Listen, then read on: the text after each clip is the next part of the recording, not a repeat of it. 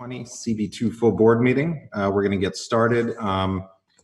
Before we get going, let me just make sure that I share with everybody. Let me get that up, the full board package for members of the public. Put the link into the chat. Give me 1 second.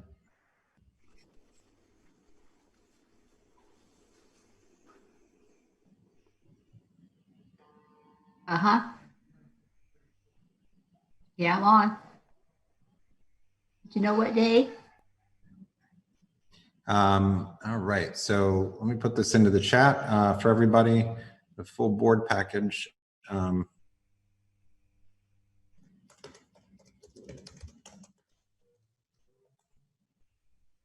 just want to note that the full board package does not include the amended agenda that was sent out about half an hour ago. Okay.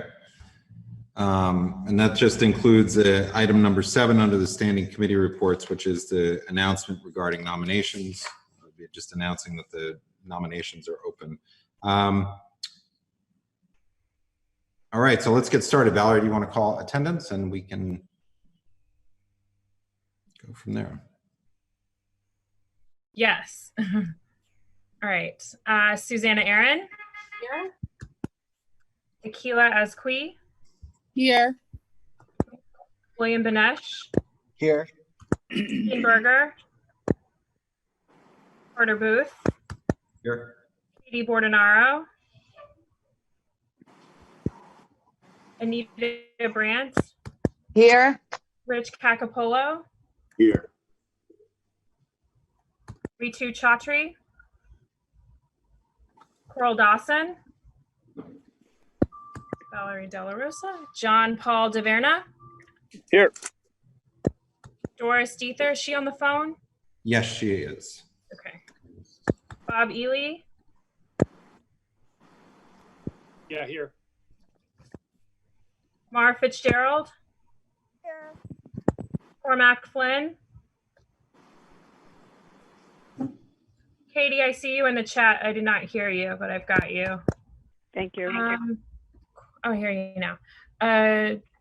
Cormac Flynn. Joseph Gallagher. Here. Susan Gammy. David Gruber. Wayne Kwadler. Here. Susan Kent. Here. Janine Kiley. Here. Thanks. Betty Kabobi Weiss. Here. Patricia Laria. Here. Michael Levine. Here. Janet Liff. Here. Edward Ma. Here. Matt Metzger. Here. Daniel Miller. Brian Pape. Here. I am present. Donna Raftery. Here. Lois Rakoff. I saw her. Yeah, I saw her too. Robin Rothstein. Here. Sandy Russo. Here. Rocio Sands. Here. Scott Sartiano. Shirley Secunda. Here. Will be late. Frederica Siegel. Here. Thank you. Georgia Silvera Siemens. Here. Great. Dr. Shirley Smith. I think I saw her. Saw her name. Here. Thank you. Chenault Spence. Here. Kathy Sullivan. I think I saw her earlier. Eugene Yu. Here. Susan Wittenberg. Anthony Wong. Present. Thanks. And Adam Zeldin.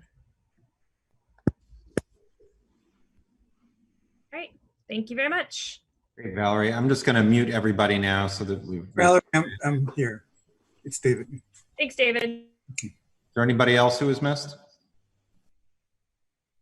Okay. Did you get Keen? I did not. I saw her there. Okay. I'll scroll through the list to make sure if anyone's present that maybe didn't get heard. Thank you. Okay, now we're going to move on to the public session. Dan Miller, the first vice chair, is going to run the public session. Thank you very much, Carter. We have 5 public speakers tonight, and the very first speaker is Stephen Williams from Accessible Dispatch Program. So if you could give us Stephen's feed, that would be great. I just want to let you know before we start, Stephen, that we ask you to keep it to 2 minutes.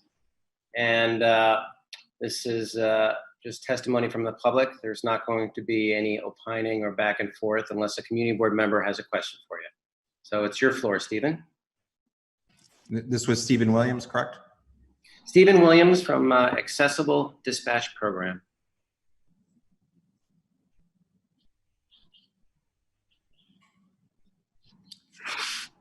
Stephen, are you with us? If Stephen's not here quite yet, we can. Hi, folks. How you doing? I was on mute for a second. How you doing? Perfect. Thank you. Can I show you a screen, or is that okay, or is that acceptable, or you just want me to speak? Are you able to share the screen, Carter? Are you able to give him an opportunity to share a screen? If not, it's no big deal. You can go ahead and do that now. Yeah. Okay.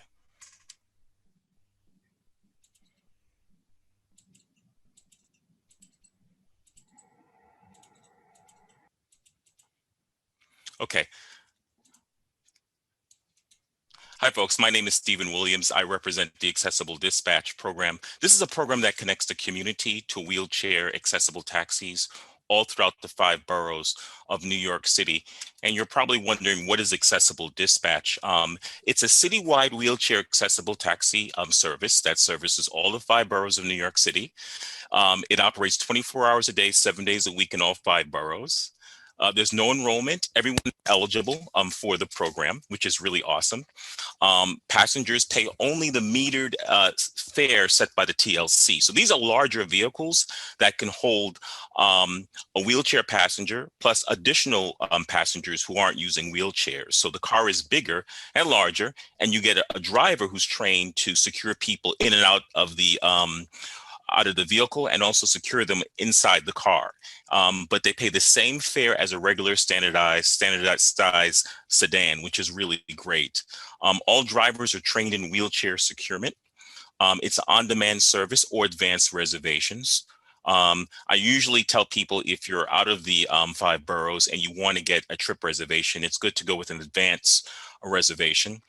There are 3 ways to access the service, to access cars. You can basically go to our website, www.accessibleddispatch.com, or you can use our mobile app, Accessible Dispatch NYC, or you can call our 24-hour dispatch call center, which is 646-5999-999, a lot of nines, okay? So if you have any questions, definitely I want you to call our 24-hour dispatch call center at 646-599-9999. And also you can email us at accessibleddispatch@mtm-inc.net, or you can go directly to our website. But most importantly, if you have any questions, definitely feel called to call our 24-hour dispatch call center. So thank you, folks, for your time. Thank you so much. Okay, Stephen, hang with us because we have a question from one of our members, Sure. Aaron. Hi there. Thank you. Can you just tell me, is this a government program or a not-for-profit or a for-profit company like Uber? Good question. This is directly from the TLC, which is a city agency, and you don't need any type of insurance plan to be a part of it. You pay privately, you pay out of your pocket. So it's like a regular taxi cab, except it's larger, and you have someone who's trained to assist the person in and out of the vehicle. And it's available 24 hours a day, 7 days a week. And also one thing I want to note is that this is for anyone. You don't have to be using a wheelchair. It's for anybody that wants to use the service. New York City wants to make the city more accessible to everybody. I'm sorry, but can you just clarify, are you licensed by TLC? Are you funded by them? Yes, this is actually the TLC. This is actually the TLC, Tax Limiting Commission. Good question. Yes, this is the TLC. Mm-hmm. It's different than Accessoride, though. Yes, it's different. Accessoride you have to qualify for. This you don't have to qualify for. Anyone can use this program. Great question. We have a couple more questions too. Michael Levine. Yes, thank you for your presentation. Can you tell us, how does the price compare with standard taxis, with Uber, with Lyft? Is it the same price, or is there an extra fee for the extra service? That's a great question, Michael. This is a taxi cab, so even though the cars are larger, you get charged the same fare as a regular size taxi. And even though the cars are larger, and you have someone trained to assist someone in and out of the vehicle, the price is still the same, which is really great. So it's a win-win for you. You get a larger car, and you get someone who's trained to assist you in and out of the vehicle. Good, thank you. And Rocio? Next question. Yes. My question is, would this be a group ride or only one person at a time? That's a great question. This is not a shared ride service. Basically, so when they pick you up, they won't be picking up another group, which is what Accessoride does. So if you go on a trip, that you're the only person that's going to be going on that trip. You can bring guests if you want to, but yeah, this is not a shared ride service. Very good question. Robin Rothstein? You almost just answered it. I was going to say, is the client allowed to bring an aide or an assistant, and is the price then for both? Yeah, so basically the way it works is that you only pay that one fare, and that's it. And the person can bring a guest with them. They can also bring for example, a service animal with them as well. So yeah, the person can bring guests. And some of our cars can hold up to 4 passengers and 1 wheelchair passenger. And it's one fare. It's for the client, the person who's needs the help. Yes, it's one fare. Exactly. It's one fare. Thank you. Lois? Lois Rakoff? Oh, yeah, thank you. Okay, 2 questions. What is the waiting time when you call? And the second question is, who is the trained person? Is it the driver who's trained, or is there another person, a trained person with the driver? Great question. Basically, we try to strive for wait times around the 15-minute time frame. It will vary as you go outside of Manhattan. If you go to, for example, the Bronx or some parts in Queens or Staten Island, so it will vary. We try to strive for that 15-minute time frame. And the question about who's trained, it's going to be the driver. All drivers who drive any TLC cab go through a wheelchair passenger assistant training program when they secure their license. So it's going to be the driver who's a trained person who assists the person inside and out the vehicle, as well as— How long has this been going on? This is good question. I would say it's been going on for 8 years now. It started out in 8 years ago. It was initially basically just Manhattan, but as of 2.5, 3 years ago, it's been expanded to all 5 boroughs. Thank you. It was very enlightening. Oh, thank you, folks. Thank you for giving me this opportunity. I appreciate it. You bet. David, you had your hand up. My question was asked already. All right, great. So thank you so much for the presentation. Very valuable for our community to hear. Our second speaker is Nathaniel Weiss, who's going to be speaking about 72 West 11th Street renovation proposal.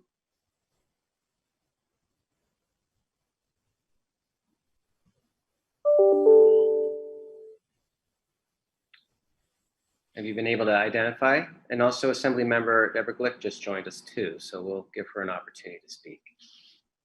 Hi, this is Nathaniel Weiss. I'm a neighbor on West 11th Street between 5th Avenue and 6th Avenue. We presented last week to the Landmarks Committee.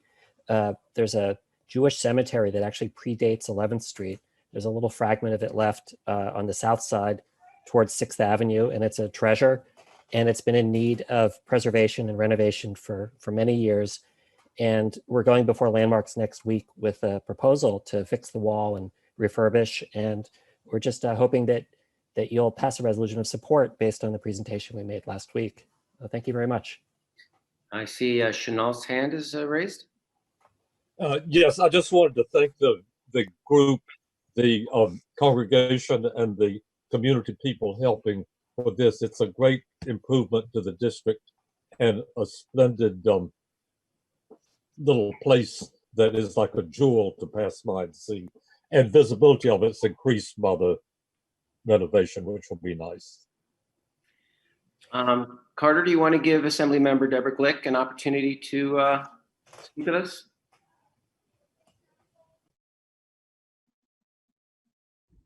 Carter, you're muted. Assemblymember Glick, are you, did she join as a panelist? I can, there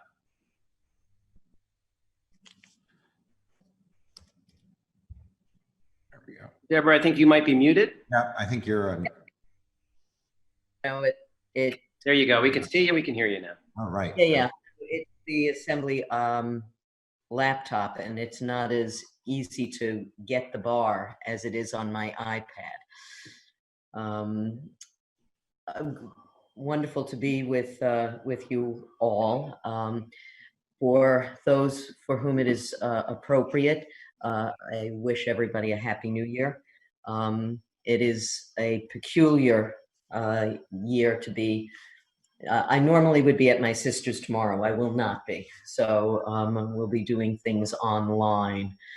But one thing that is crucial, if you know anyone who has been out of the city and has not filled out their census, we are so far behind. We're going to lose representation. We're going to lose money. People can go online from wherever they may be and fill out the census for where they live in Manhattan and or Brooklyn, or if you have friends in Queens, anybody who has decamped to someplace else and has not yet filled in the census for their New York City location, they really need to do it and do it right away. We're going to have early voting. There are, if you haven't requested an absentee ballot and you want one, I would suggest getting that done now. They have quite a lot of requests, so they're a little bit slow in getting them back to people. They're just going to be sending them out. I think the date is the 18th, but they are aware of the fact that they have a very large number of requests. There is early voting, and I want to remind people that if you get an absentee ballot and you're concerned about the mail, you can return it at a polling site, either during early voting or on election day. There will be a place to deposit it with a poll worker where it will be secure. And there are early voting. I think the location for most of us will be at St. Anthony's, and that's for a week. So you have a week's time in which to vote and pick a time anytime during the day. I think that week will not be as busy as Election Day, and it's a great opportunity to actually cast your ballot in person. You can order, or you can request an absentee ballot, but if you don't use it, you can vote in person. So not like has been suggested, vote many times. That's an old Chicago joke. You know, you want to be buried in Chicago so you can continue to vote.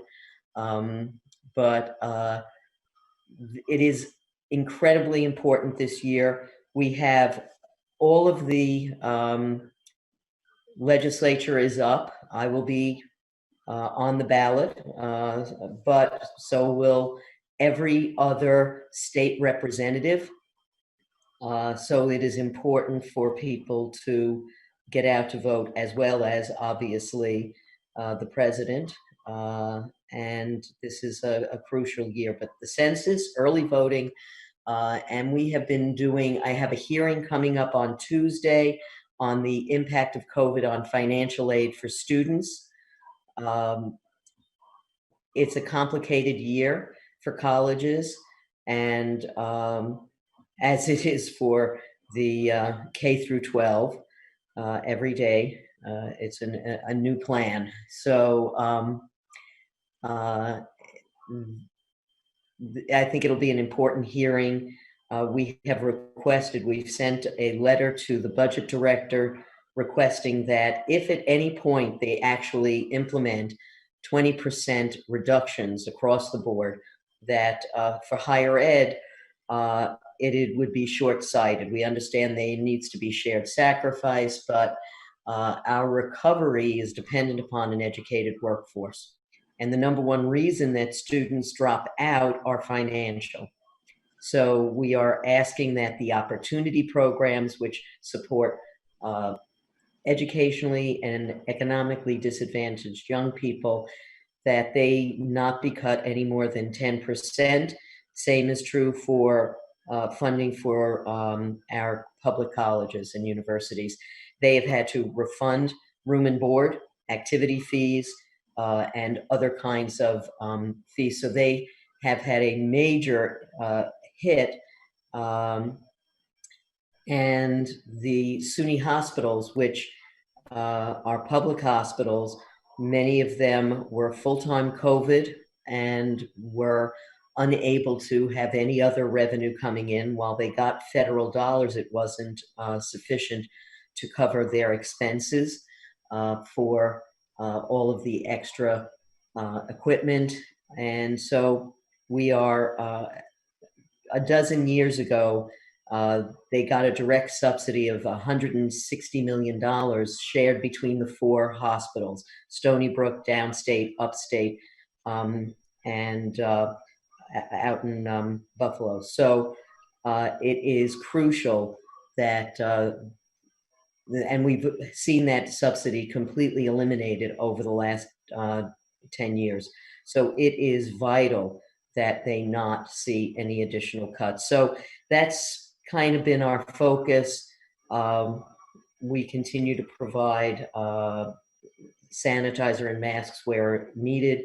And there still are people who have not gotten unemployment straightened out. So while it is not the wave that it was, there still continue to be issues. And I think we all know that there are concerns about the Hudson River Park. There is a reminder to the mayor from the new chair of the Hudson River Park today that they need to get off the tow pound. Remove that, put it somewhere else, or reimagine how they go about that task. At the end of the year, the city will be obligated to start paying rent, and clearly with the very serious budget issues, that's not the best use of their resources, which is really our money. So that was a letter sent to the mayor today by the Hudson River Park. So Whitney's open. There's going to be a High Line event next week. I did take the subway. If you haven't taken the subway, you've been concerned, everybody is wearing the mask. There was one jackass who didn't. But basically, people are very careful. They try to do social distancing, but wearing masks is very effective, and I did not feel at risk. So things are coming back a little bit at a time. And of course, the issues that people are concerned about with more homelessness. It's more a matter, having talked to some of our partners in the arena of dealing with social services. They've said that it hasn't been a major uptick. It's just that people are more visible because we do not have hundreds of thousands of visitors, office workers, and tourists on the street. So our homeless citizens are more visible and are struggling because they too are not getting the kind of help that they may have gotten from passersby. So we have a long road to go, but I'm confident that we will recover. And the important thing is to stay safe. So I wish all of you the very best. And thank you for giving me a few minutes to talk to you. Thank you, Assemblymember. From 11 we have a couple questions for you, but I do want to let everyone know that Valerie posted some very important links on the chat if you'd like to see links to the census as well as the absentee ballot. Thank you very much, Valerie, for that. Michael, you have a question? Yes, a real quick question. Deborah, good to see you. Happy New Year. Thank you for being with us tonight. Quick question about the census. I know there's been some talk about extending the deadline. What is the hard deadline for getting the census in? I have neighbors who have not yet filled out the form. What should I be telling them? Tell them September 30th. They are in court now. It's been thrown out at a lower court that the foreshortened time frame was illegal. But I would tell people that get it done by the end of the month. There is some talk that it will be that the end of October is the date, but I'm always on the safe side. So tell them September 30th, come hell or high water. And I will. If you're Thank in the you. South, they have a lot of high water. This raises an interesting point. A census worker came by my office. That's where I work. It's actually in Tribeca, CB1. And they asked about information about other neighbors. And they took down their names and asked if they stayed there. Is it legal for me to give neighbors? And she took down their names and telephone numbers, counting them as residents because she had that in her system. Well, I'm not completely and utterly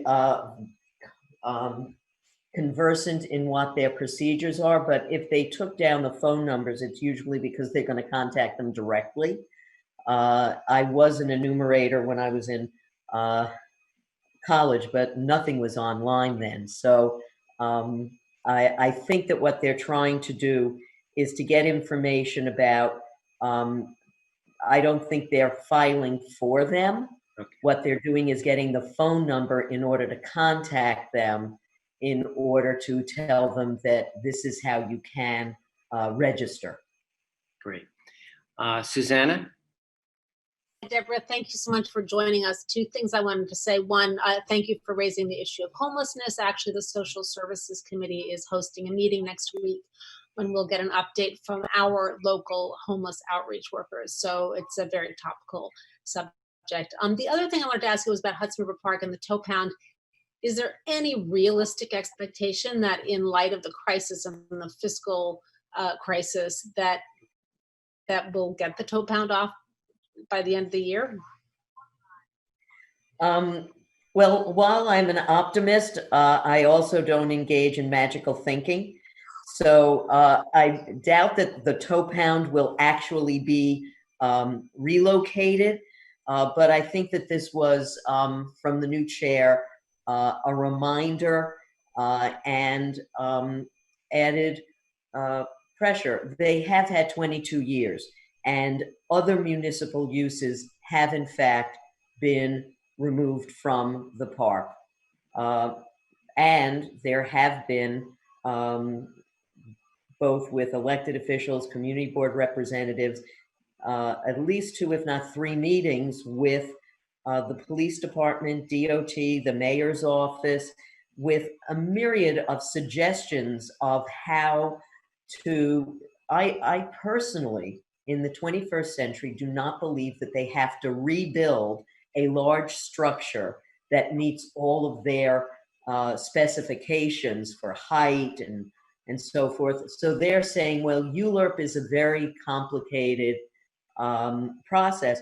Well, they A, should have started that a long time ago. B, they should have also been aware of the fact that while they were twiddling their thumbs, many locations that would have been available to them have been developed. So they've allowed themselves to have diminished options at the same time that they're not looking at more technological advances.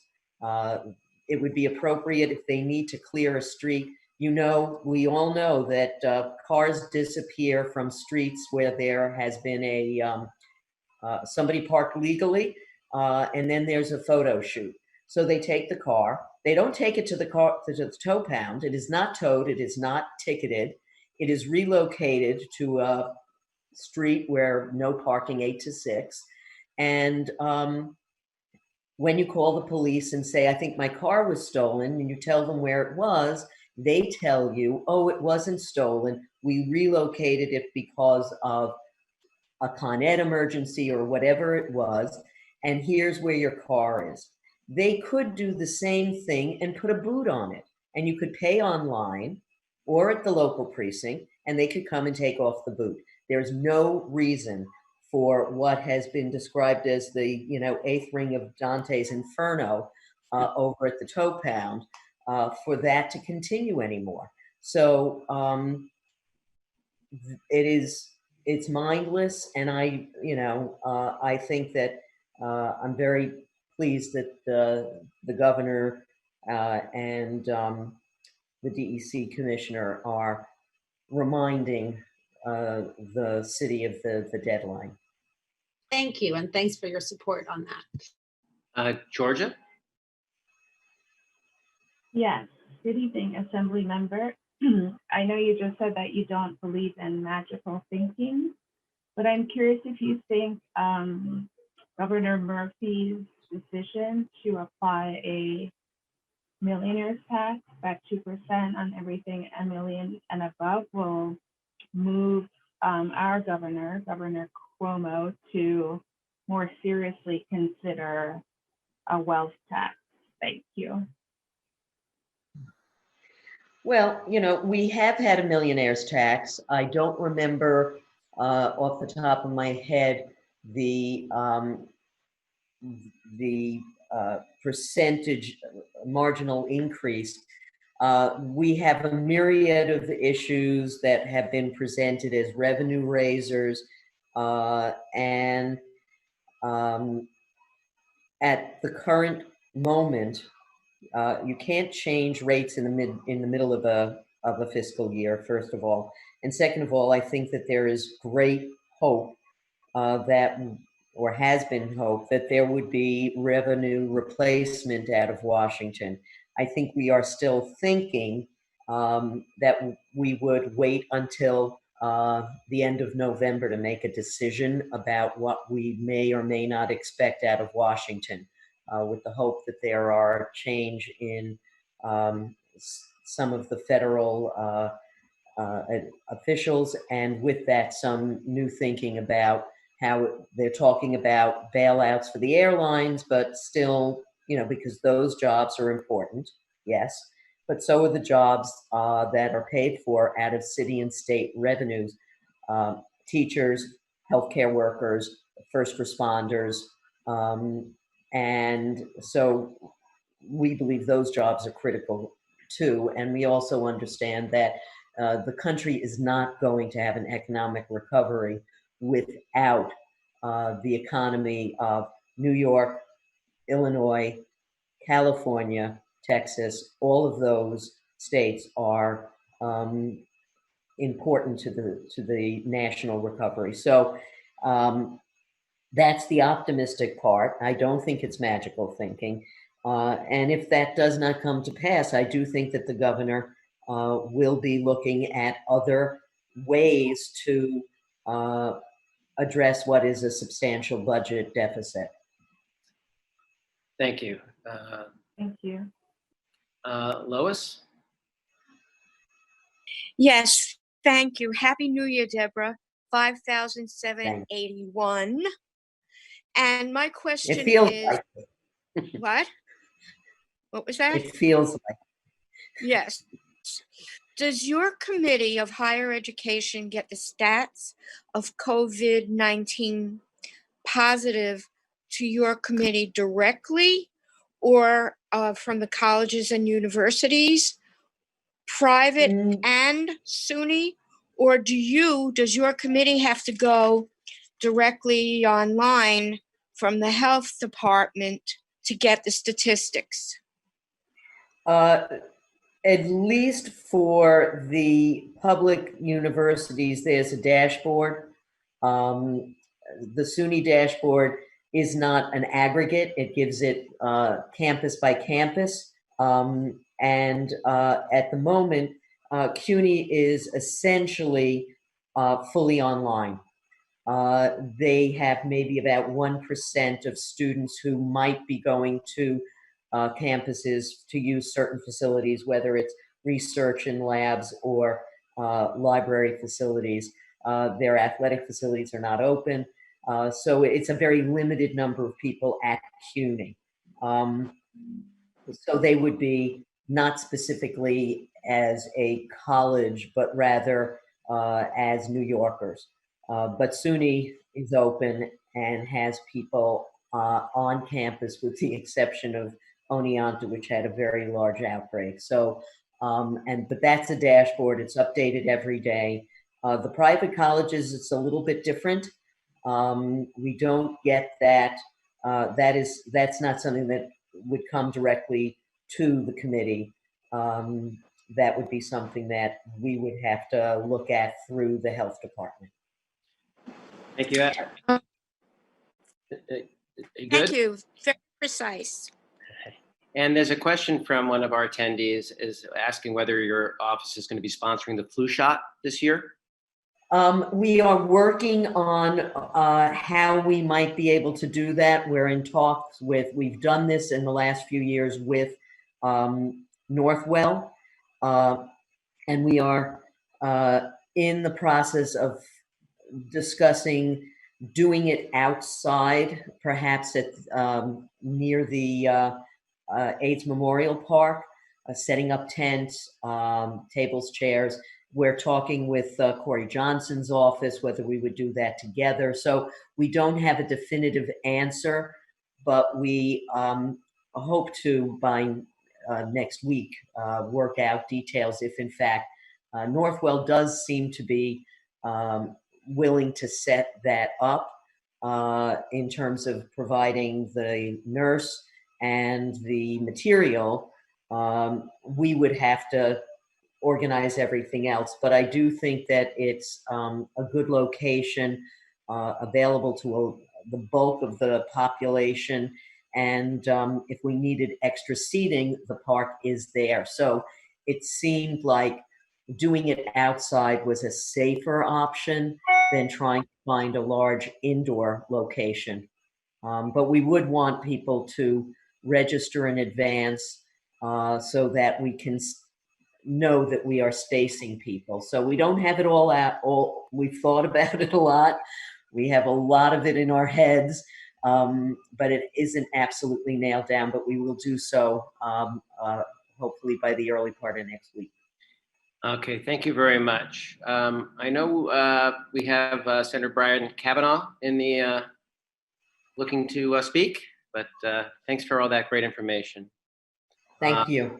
Carter, have you been able to identify Senator Kavanaugh yet? No, if let me just see if. In the meantime, maybe the follow-up to Deborah would be Janine Kiley, who has an update on education and what she learned today. Janine, would you like to take the floor for the public session? Sure.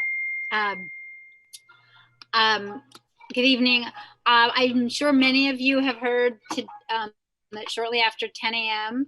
today, the mayor announced for the second time a delayed start for public schools, which had been expected to open in just 2 school days on Monday, September 21st.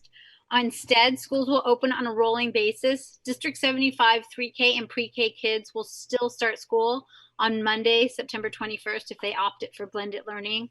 K through 5 and K through 8 schools will open Tuesday, September 29th. Monday's a holiday.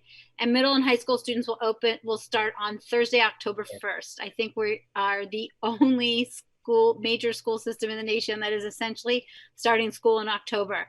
The question is why? And the answer is staffing and safety, but it's staffing.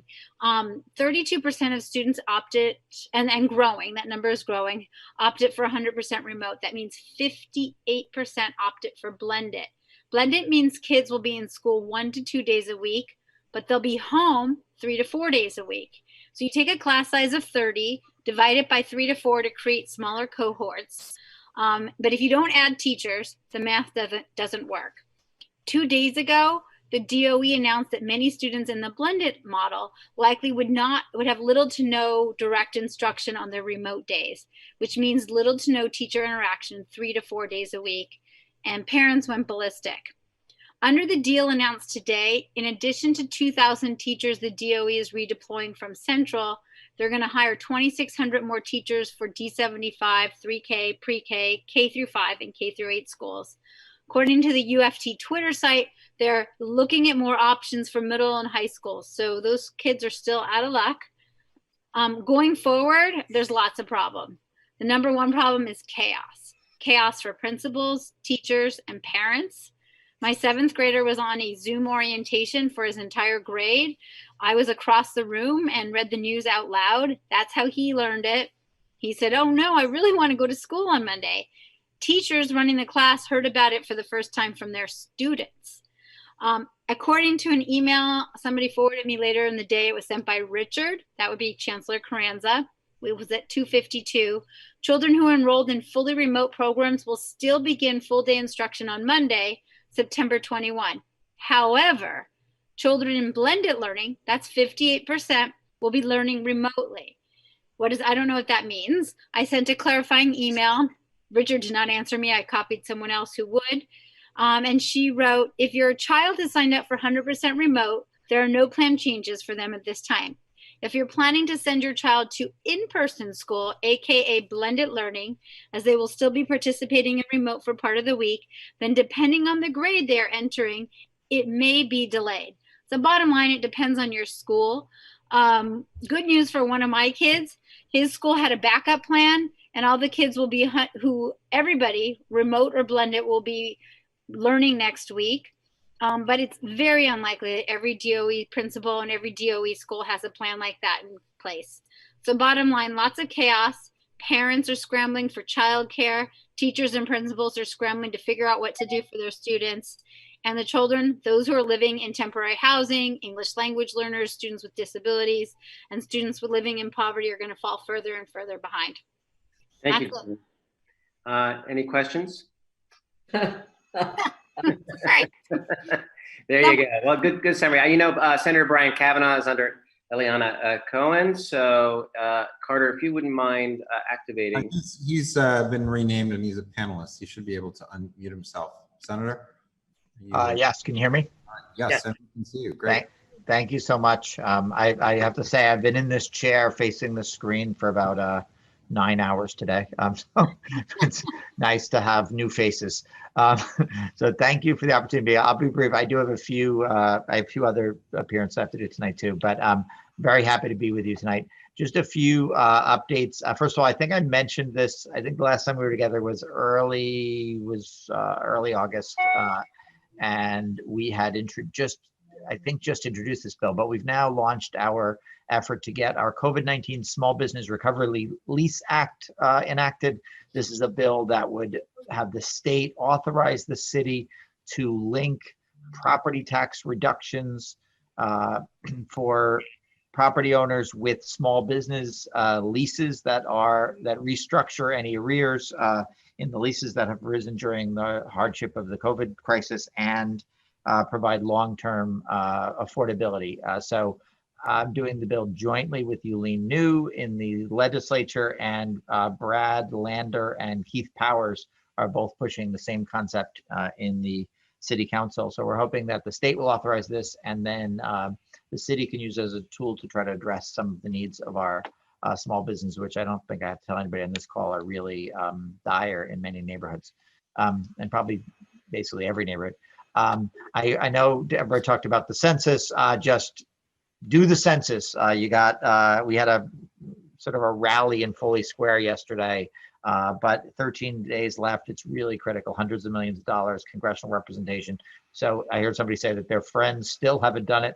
I think the question is why? Like, you've had months, just it's a few minutes. Just we should all urge everybody we know to make sure they're participating in that. Similarly, I think I talked last time we had passed reforms to make it easier to vote. One of the big things we did is made it so you don't have to wait till the last minute to request an absentee ballot under previous law, you had to wait until it was close to the election. You can request an absentee ballot now. If you are planning on voting in that way, it would behoove you to get that request in right away, get the ballot in and send it back. We've all heard these reports about the U.S. Postal Service and the difficulties and challenges that both the Postal Service and the elections are going to have, the Board of Elections are going to have, but no reason to delay. It also, remember, early voting is available. So unless you're a vulnerable person, if you're, especially vulnerable to COVID, if you're out and about, that should be an opportunity to find a way to vote that isn't going to be too crowded. Those early voting sites, at least so far, have not been very crowded places. Speaking of civic engagement, we are having a town hall next Wednesday, September 23rd, aimed at young people and talking about how they can get engaged. And we have a great panel of people who are going to discuss that. Among them is your own Betty is joining us as a panelist on that to talk about the joys of being a young person on a community board and other matters. So we are very excited to do that, and we would appreciate if you could, pass along the invitation to folks who might be interested in joining us. Again, it will be aimed at high school and people in college age and maybe their early 20s, and it's a terrific panel. So hopefully people can join us on that. Just a couple brief updates on housing. Today we had a housing discrimination hearing. It's our second hearing. The first was in December. This was in response to some great investigative journalism done by Newsday last fall. We had scheduled a hearing in December. We invited all the people whose questionable activities in the housing market in Long Island had been exposed by Newsday to show up. Most of the brokers and salespeople declined to show up. We had subpoenaed them to show up in April at our second hearing. That is an unusual thing for the legislature to do. That hearing had to be postponed. It was in person in April, but it was rescheduled for today. We had dozens of brokers and executives of all the real estate companies explaining themselves, and also some experts on fair housing. And we do have a full package of fair housing legislation that were also the subject of the hearing. And there's a little drama. We actually went to state Supreme Court in Albany to enforce those subpoenas with some panelists who had told us they were coming and then declined as of last night. We've now rescheduled in some negotiations with a judge and the lawyers for these brokers. We've rescheduled the sort of second part of this hearing for next Friday, and they've now agreed to participate. But we're taking this very seriously. And, everybody understands, I think, that although Newsday did a great job of exposing this on Long Island, it really is an issue in most of the United States and certainly throughout New York State. And, we've had a lot of talk lately about racial equity and justice. The core of a lot of our country's problems around that is still racial segregation, which was active policy of our governments at all levels, of business and the real estate industry at all levels. At minimum, we ought to be able to root out the ongoing discrimination. So we're looking at legislation that would address that both in the sales market as well as in the rental market and throughout the state. I'm happy to talk about the details of that if anybody's interested in bills. I think last time we hear the eviction moratorium was waning and going to expire in early September. It has been extended shortly, I think, after your last meeting until September 30th. The courts have done that, and it is a blanket moratorium on evictions. So the good news is you cannot be evicted anywhere in New York State right now. It is illegal for landlords to put people out of their homes. The bad news is that expires September 30th. The federal CDC has announced an eviction moratorium that is probably of some use in the event New York State allows our moratorium to expire, but it's very tricky to access. It requires that you make some assertion to your landlord of your hardship being a result of COVID. It's not clear whether it would provide for situations where your lease has just expired or other circumstances you might get evicted. I think Brad Hoylman also as Judiciary Chair has been really a leader on this, but we've worked very hard to keep this moratorium in place starting in mid-March. It's coming around again, and we are pushing for, the courts have actually stepped up here, but it really is time for the policy making political branches of the government to step up. The governor and the legislature really ought to extend this legislatively. I have a bill that would do it through January 20th. There's another bill sponsored by Karina Reyes and Zellner Myrie in the Senate that would extend it even further. But we ought to step up and do this legislatively. It's going to be a huge problem if evictions begin again for many people in all of our communities. We're also still pushing for a means of paying the rent of people who haven't been able to pay because of COVID. I think I discussed that last time. I don't think there's much of an update on that. And we are still waiting for the federal government to do whatever they're going to do with respect to relief. It is looking like they may drag their feet and not do it before the election, which I think would be, a problem at all different levels. But, there's still some hope that will happen. But I heard Deborah's warning against magical thinking earlier. So I don't know how to assess the odds, but it certainly is a rough impasse down in Washington. I think I'll stop there. Happy to take some questions. I can't stay too long because I have 2 more meetings, but happy to take a few.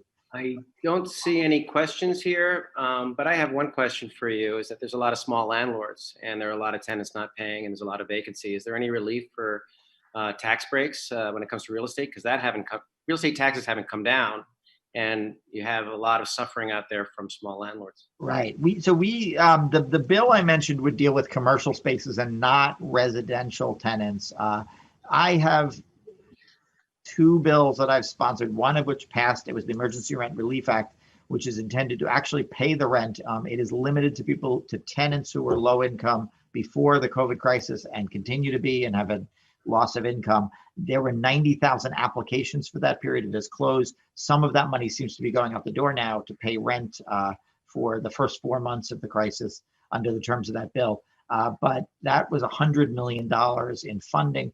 The larger plan, which many of us have joined pushing the federal government to fund, would involve $100 billion nationally, which seems like a lot of money, but in a world where they're doing trillions in packages when they get around to acting. New York State would get about $10 billion.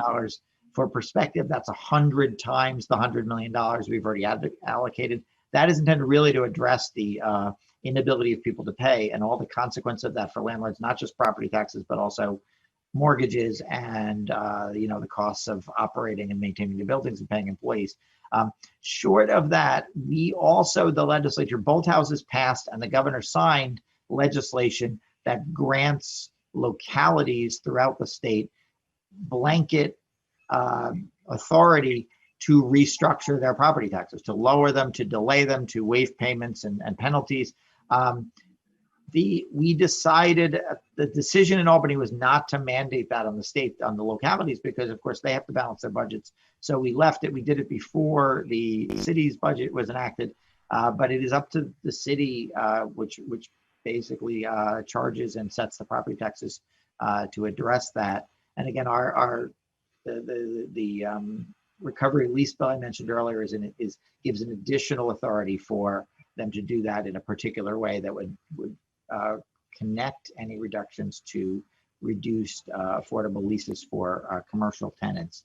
But we have not so far taken a step to unilaterally reduce the taxes. And whenever people go to Albany and say, do this thing, take control of this over the city, I just say, be careful what you wish for. There are many instances where, what we're seeking in New York is local control and not state control. So we've been reluctant to take that step so far. Rocio? Thank you so much for taking my call. Again, I'm going to ask you, as I asked you last time we met at this meeting, if a landlord decides to go along with your proposed commercial leases, how do we know that we will not be putting ourselves into a rent regulation or rent control of commercial leases? What are the actual details of this program? For a landlord to be able to go into this program, we really have to understand how long is it going to last, when it's going to end, what are our options, what provisions are going to be made, what if the tenant turns out to stop paying rent and not behaving, and you would want to do a holdover or any kind of action against a tenant or a default on the lease, what are the provisions that are going to be involved? Those are minor details that are very important. No, they're not. They're not minor. They're very. Those are all that we probably should. We should stay in touch with you as we design this. I mean, the idea is to create a state statute that is sufficiently directive so that it creates parameters for the program, but the details of that would be worked out at the city level. And so again, we have a bill that is, the state bill is in, and it says that the affordability needs to last at least 10 years. The tax break can be up to 10 years. It has some other provisions as well that are specific. But our idea is to authorize the city to do that. And then the bill specifies that the city, by enactment of the local legislature, the city council would have to add some of these details. At the end of the day, there's no mandate here on property owners or small businesses. So the city is going to have to design a program that is sufficiently specific to ensure that people are interested in taking advantage of it. We have had lots of conversations with property owners as well as small businesses. We had a rally in Chinatown the other day, and some of the organizations there are both owners of property as well as owners of small businesses.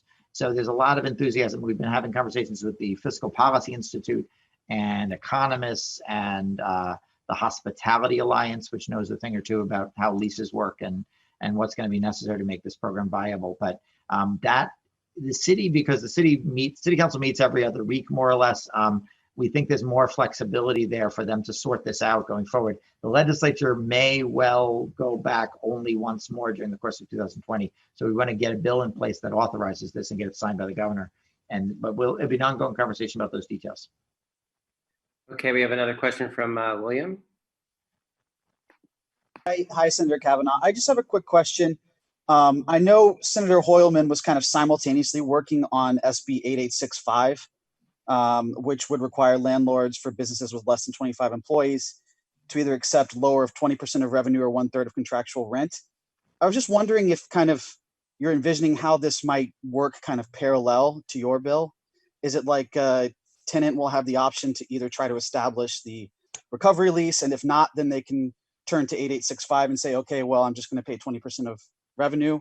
How do you kind of envisioning those things working together, assuming they're both passed? Yeah, I'm going to be honest and say I'm not quite sure. Our bill provides for very long-term affordability.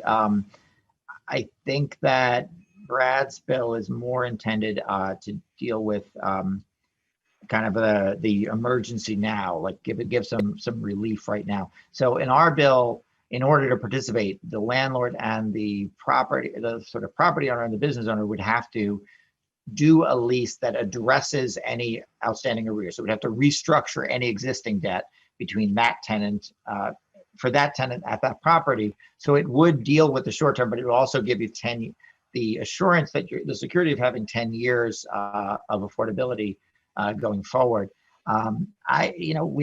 With respect to the idea of kind of mandating a reduction in rent, I need to take a closer look at it.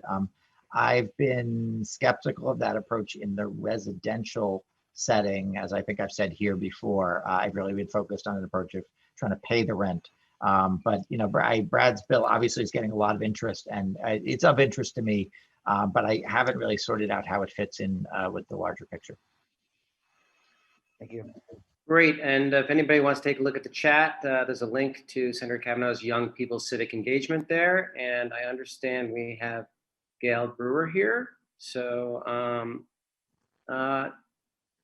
do you mind activating her for me, please, Carter? I can't find her.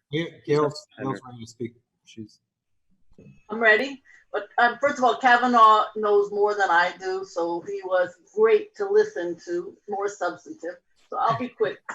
First of all, I was appreciative of all the things that your chair, thank you, Carter, said at the borough board this morning, but there are a couple of things that are imminent. One is the restaurants.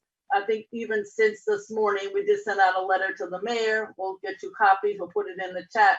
Just talking about the things that you mentioned. Obviously, need longer hours in terms of the October. We want indoor dining to be such and such, but also we mentioned please clean restaurateurs around the outdoor structure because the sanitation truck cannot do that. So I don't know if it addresses all your issues. I don't know what's going to happen. If there's any indication of schools, it'll be minute by minute. So restaurants, barricades, NYPD, I think we're making some headway in the sense that to the credit of our letter, but then also every time a reporter meets with the mayor, they talk about why are the barricades still up. As we know, there are barricades and have been in some cases blocking off a street, sometimes which is fine, just the building, sometimes no barricades around NYPD station houses. But it really does mean that there is a disconnect between community and police, at least in some neighborhoods. It really adds to the challenges that the police are having, and we'd rather have those challenges go away. So I just want to mention that we're making some headway. I don't know what to tell you about the schools. I've just been on Zoom for the last 2 hours with different school districts. I can barely follow type A, type B, offer 3, offer 4. They just don't have enough teachers. I don't know where the mayor's going to get 2,500 teachers in a short time period, etc. And there are a lot of parents on this discussion, and you know better than I do all the challenges. But I wish that we could succeed from the Board of Education in the Borough of Manhattan, because I think you all would be able to figure out what to do. So we'll have to see where it ends up. I have a feeling that it'll be a lot more Zoom. We are going to be in touch with all of the shelters to see what kind of technology they have, bandwidth, etc., internet connection. And the other thing that was frustrating was that I think I might have mentioned, but we put in millions and millions of dollars to the Department of Education, Schools and Technology and ventilators, 2020. That's last year's budget. Okay. So did the city council, so did the other borough presidents. Guess what? They never spent it. We couldn't get it spent until last Friday when we announced, oh, finally, Gail, yes, we can spend your $12 million. So now we're rushing to get contracts for the technology. Can Chromebooks be purchased or not? I could go through a whole long list of 10 points of questions on top of everything else. So yes, finally, after our letter and a press article in the Post, the money is being spent. In our case, it's 12 million. Multiply that times the whole city. Okay, schools. Then we have good news about dining out. We said to the public, find wonderful spots where there is outdoor dining and it's very special. So there was a panel and judges and tons of people were submitted their favorite outdoor dining site. And so the Chai Spot, 156 Mott Street, was one of those selected. As you know, it's a wonderful owner who happens to be from Pakistan originally. And I was there last night for chai. Oh my God, it was so fabulous. But you know what's also fabulous? The owner of the building, both at 156 Mott and a few doors down, his name is James, he has lowered their rent based on the fact that they have a lot less business. They have both restaurant and also amazing scarves and clothing from Pakistan. So, but it's rough. And something that almost made me cry was that since they got selected, they got some press, you know, it wasn't the New York Times, but based on our selection, there was quite a bit of online press and so on. And the day before the announcement that we made, they were going to close. But based on our announcement and based on the fact that customers showed up, they're staying open. So little things matter. Congratulations, it's all in your community boards. I just want to say we need more of those stories, but that's very special. Obviously, the vacancy continues. We walked in August from the bottom to the top of Broadway, as we did in 2017. No surprise, 335 vacancies now, probably more. That was a whole month ago. 78% increase from 2017. We have a lot to do. I know in Soho, your wonderful bid mentioned that there's a 31% vacancy in your area, just in his district. So, and we know that by February 2021, mandated by our law, there will be a vacancy database for commercials. Now that doesn't answer, Carter, question about what are we going to do to support bringing these mom and pops and storefronts back, but it is at least information.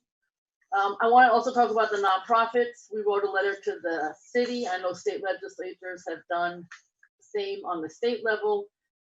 As you know, the nonprofits are the basis of keeping families going during the pandemic, and same as they did in 9/11, same as they do almost every day. But as you know, so many times they don't get paid their full allotment. And now what's happened on the state and city level in terms of the human service, they often don't get what they have been promised. So they paid for the PPE for their staff. They paid for the food. They paid for everything, support services, and they haven't gotten their money. So we did a city level. I think there was a state level, same issue.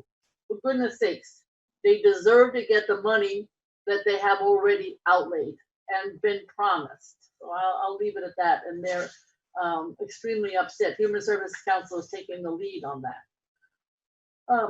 We also been working on the pedestrian curb ramp accessibility. We found, of course, that there are lots of places where, particularly near subways, where it's not appropriately fixed and repaired. And we don't need to tell you all the challenges that produces. I am very proud of in Central Park, not in your area, but there is an amazing suffragist pioneers monument. It was unveiled on August 26th. I had a lot to do with it. Pam Elam, who's my friend for many years, used to work for Miriam Friedlander. We met in 1978. And she led this monumental women's unveiling. Took us 7 years. It is an unbelievably fabulous statue of 3 women. So if you have a chance to go to the park and see it, I think you will feel that you did something that was very, very special. So those are just some of the issues that we're working on. We're obviously going to be at the schools a little bit on Monday, but mostly on the 29th now because of the change in dates, as you know, in terms of what is being opened. We'll see if that happens with tons and tons of sanitizer, census information.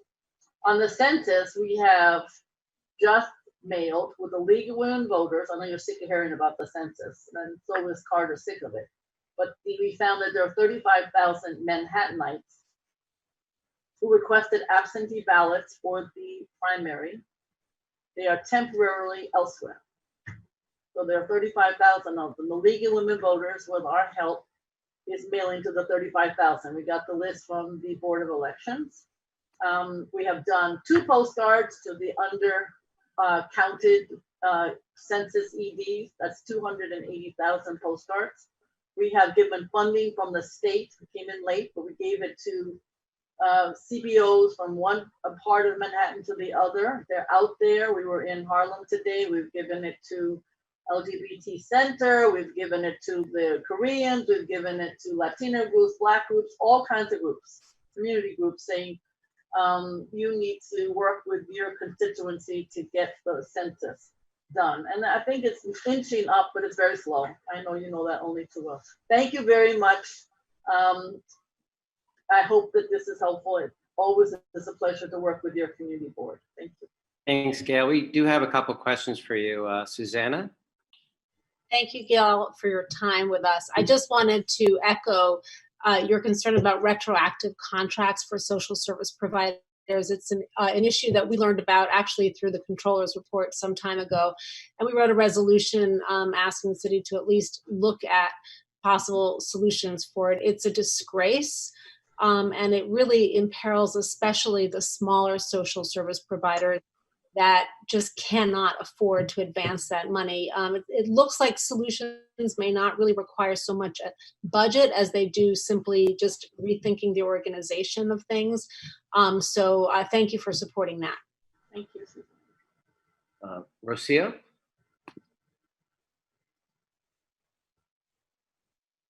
You have to unmute yourself. There you go. Thank you.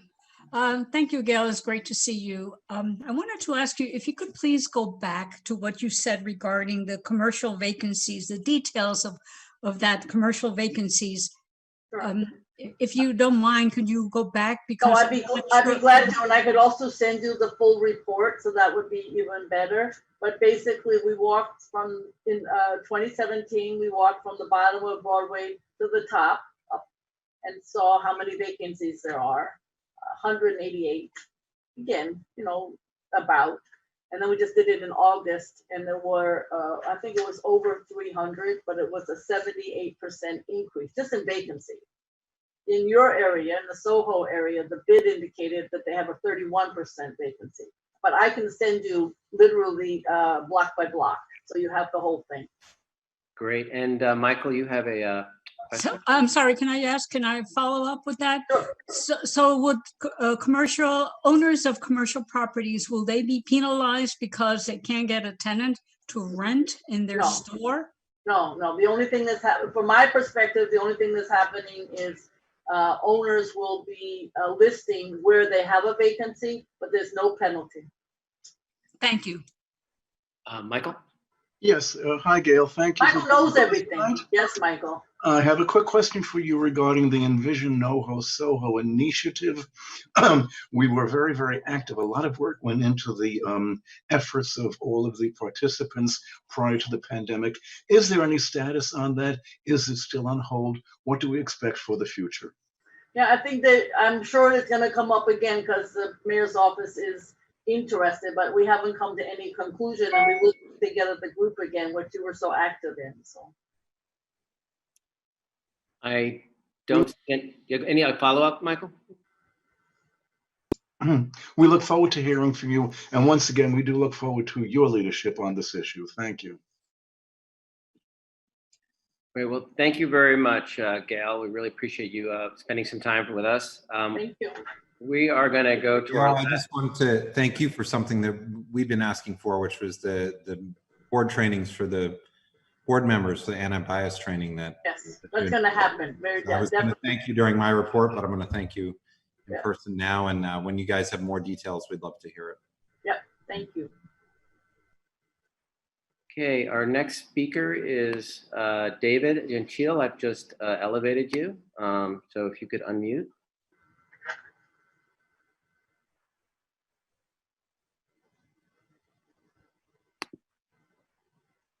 David? Davide, are you there?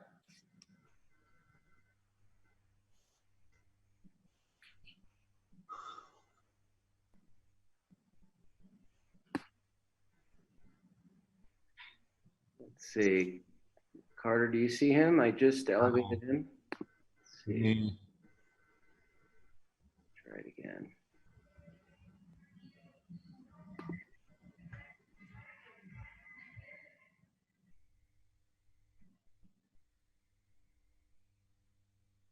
Well, Carter, why don't I tell you what, while you are looking for him, if you don't mind, I'm going to read a very, hello?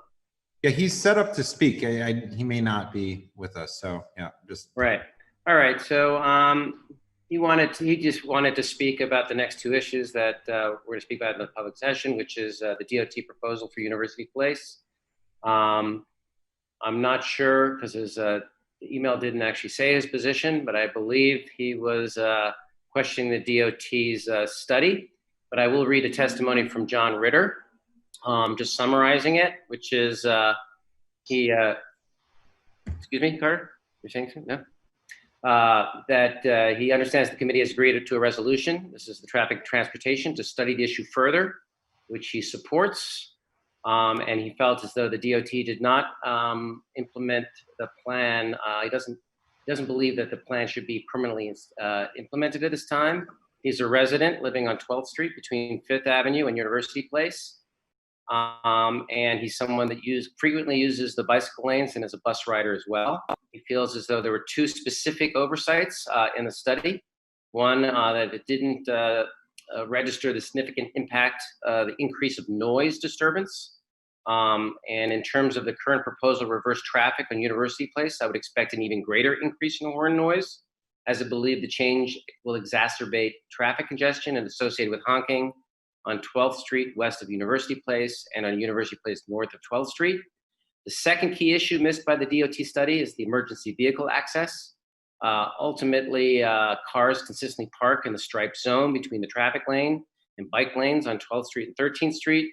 Some of the biggest culprits being police vehicles, which clearly compromises the ability to move emergency vehicles through what has essentially become a congested one-lane street. And that is from John Ritter.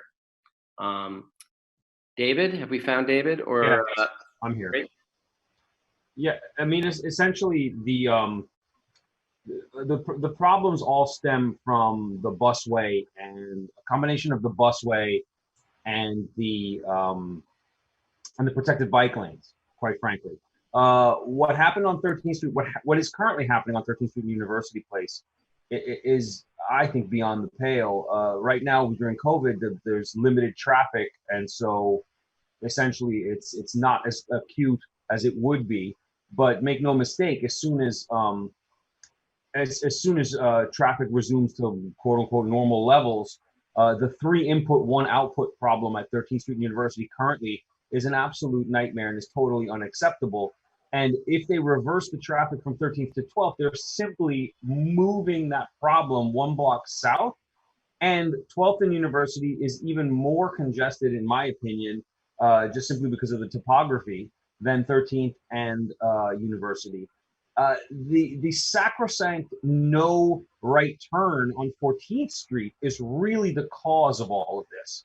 If they would simply allow vehicular traffic to flow north on University and then force the vehicular traffic to turn right, east on 14th, and then force them to make another right on 14th down to Broadway, it would immediately solve this problem. I mean, University Place should either flow entirely southbound or entirely northbound, not some combination of the two. There are plenty of ways of solving this. I mean, it's just spitballing off the top of my head. You could simply create a traffic flow where nobody could travel more than 1 block on University Place, for example, if you wanted to alleviate this. But the idea that you can't have any cars outflowing from University Place to 14th Street is ridiculous. One of my neighbors had a great solution where allow them to cross 14th Street to turn west, go up to 15th Street along Union Square West, and then turn on 15th Street. Also, it's a perfectly viable solution. But the idea that you're going to allow— I'm sorry, but David, your 2 minutes are up. Okay. Well, just to recap in 1 sentence, the situation on 13th Street University Place is absolutely not acceptable, and moving it down south is totally unacceptable. All right, thank you very much. And we'll be discussing that with our resolution later today. That ends our public session. Chair Carter Booth. Great, thanks, Dan. So now we're going to move on the conclusion of our public session, and now we're going to motion to adopt the agenda. The agenda that was sent to board members includes an additional item which is not in the agenda that is in the download package, and that is under the standing committee reports and other business. Number 7 is the announcement regarding nominations. With that, is there a motion to adopt the agenda? So moved, Lois. Great. Second. So the agenda is adopted. Now we're going to move on to reports to the public, and we're going to have the elected official reports. If we could have the various elected official representatives raise their hands, that would be great. And we'll start off with Jacob Priley from Senator Brad Hoylman's office. Hi, everyone. Jacob Priley with State Senator Brad Hoylman's office. 3 quick updates. We are proud to announce that Community Board budgeting is up and on its way. CB2 has given us 4 projects that we are going to be asking the respective agencies to apply for state funding. And so as that process continues, I just want to thank Carter and Bob and the board for their work on this new kind of innovative idea. And it's a little clunky and we need to work out some kinks, but appreciate CB2's participation. And then 2 legislative updates. we are proud to announce the Furious Act, which would give community boards the ability to ask that cameras in school zones be used to be turned on either in the evenings or on the weekends to track and capture those that are using our streets for street racing. We've heard from a number of constituents about this. So we want to give DOT the power to be able to use the cameras for that purpose. And then second, and I know that Assembly Member Glick spoke to this, our revised pied-à-terre tax has been reintroduced. One piece that we are getting a lot of questions about is how it will apply when people see that it'll apply to a condo or co-op that is assessed at $300,000. That often means that the market value is well above that at about $5 million. And there are also numerous carve-outs that are built into the bill. The idea is definitely not to target those that are creating wealth and building wealth within their homes. We are looking to target a very specific population. And I would be more than happy to answer any questions about that or get back to you on any details about that. Thank you. Great, thanks, Jacob. And let's see, next I've got, I'm just going down the line in the order that everybody raised their hand. Iraq from City Council Member Carlina Rivera's office. Let's see, here. Hello, everyone. Can you listen to me? Yes, we can hear you. Okay, thank you so much. Good night, everyone. Very quick, the Councilwoman joined a census march on September 2nd to remind people to fill out the census as our numbers are not great. The march started on Avenue D, went up to 12th Street and then down 2nd Avenue, and then with a census registration drive in Astor Place. It was a very successful event and we're continuing to push for those numbers to go up. Additionally, we continue to receive several emails and calls regarding University Place DOT's proposal. We appreciate everyone reaching out. We have made sure DOT receives all the comments and we will continue to ensure the community is heard through this process. I'm gonna leave my email down in the comments, in the chat box, so you can reach out to me with any further thoughts or comments that you might have. And we'll continue to advocate, for you to be heard. Additionally, just two quick announcements. Next week on Monday, the Councilwoman will be co-chairing an oversight hearing named the Department of Correction and the Correctional Health Services Management of COVID-19 in Jails. Should be pretty informative on how, Department of Corrections has been handling the pandemic through the last, I was going to say a couple of months, but it's more than that. And on Friday, she'll be chairing another hearing to follow as a follow-up hearing on hospitals to review the program contact tracing and receive more updates on that. Other than that, I don't have further updates, but I'm happy to answer any questions that you might have.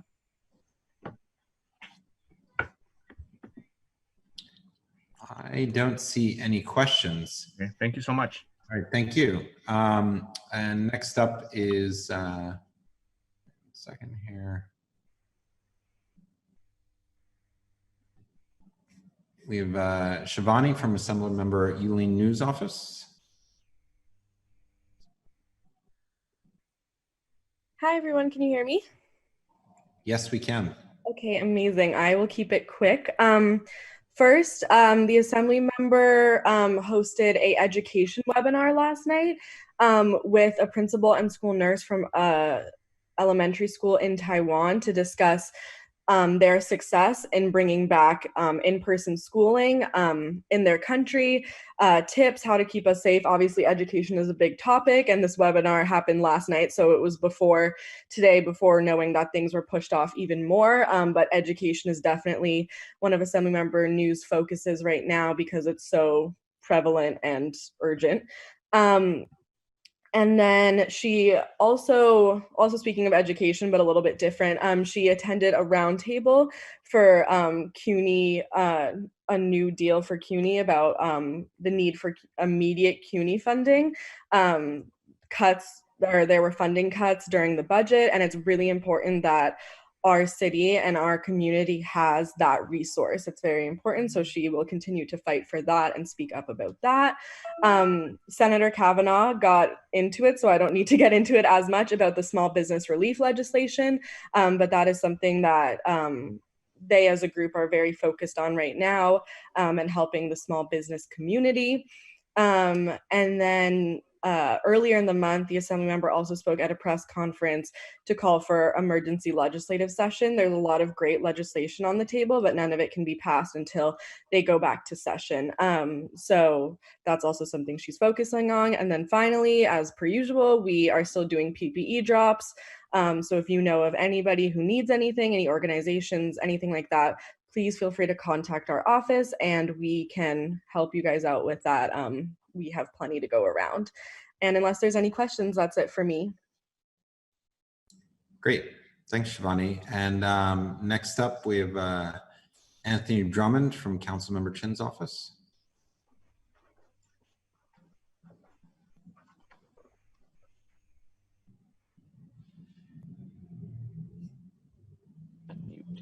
Okay, can you hear me? Yes, we can. Okay, all right. Good evening, everyone.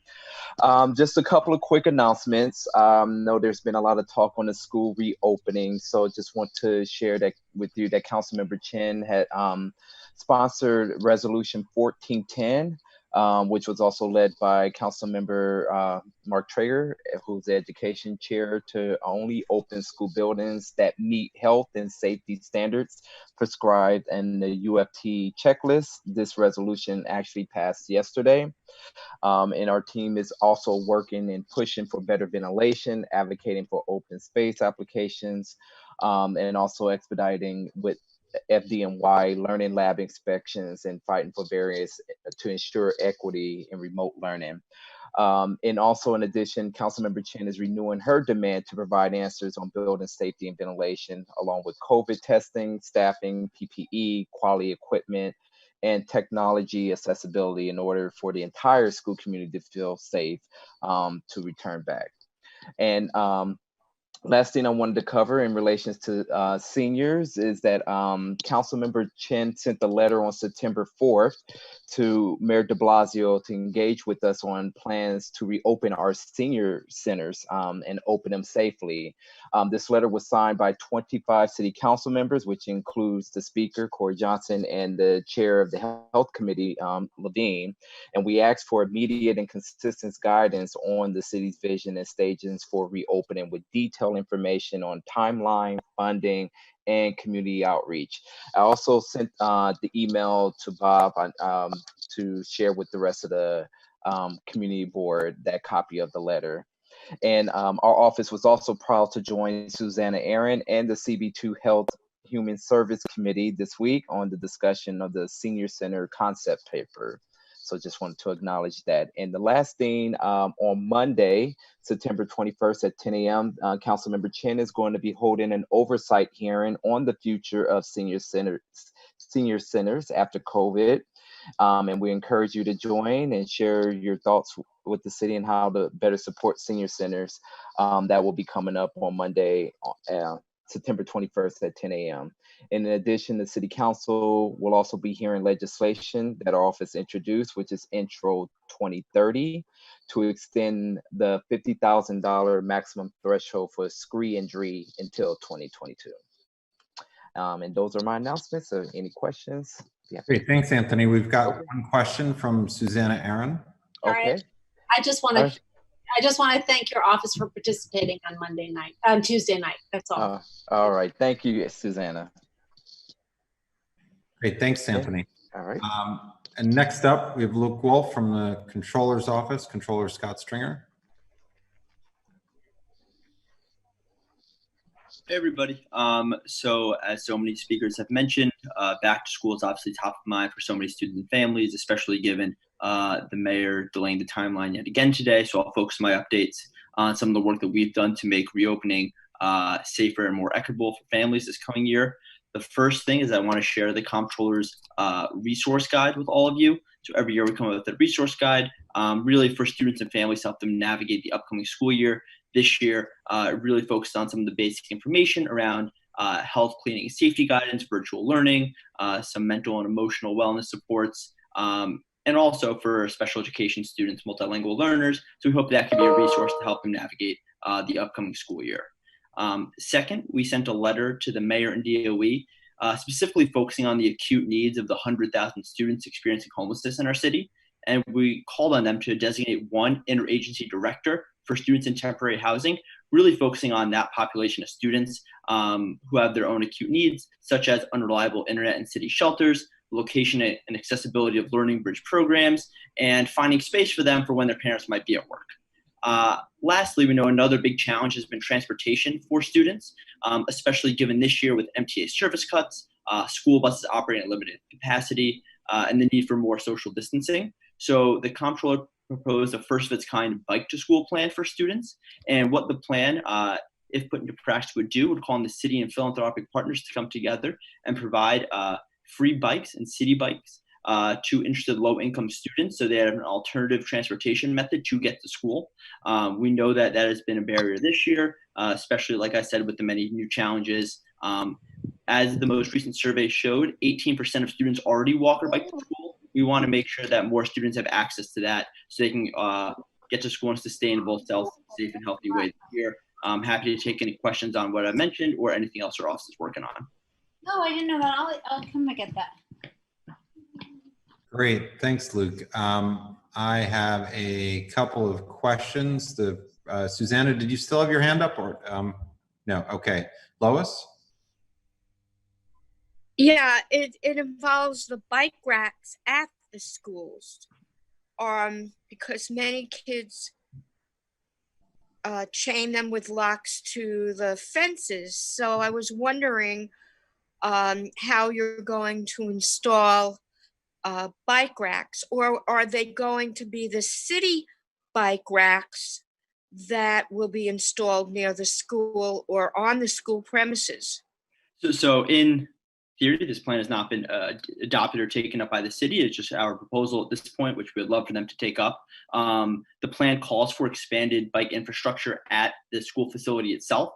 So provide for students not to just chain them to the fence, but provide kind of a designated area for students to be able to do this. And it would have to look different on each block and each school. We're not so prescriptive about what that should look like because each context would have to look a little different depending on the block and the school that it laid on. But in general, the plan does call for more bike infrastructure in and around schools to make sure that students can do it in a way where it's safe and also, of course, not just change the fence around the corner.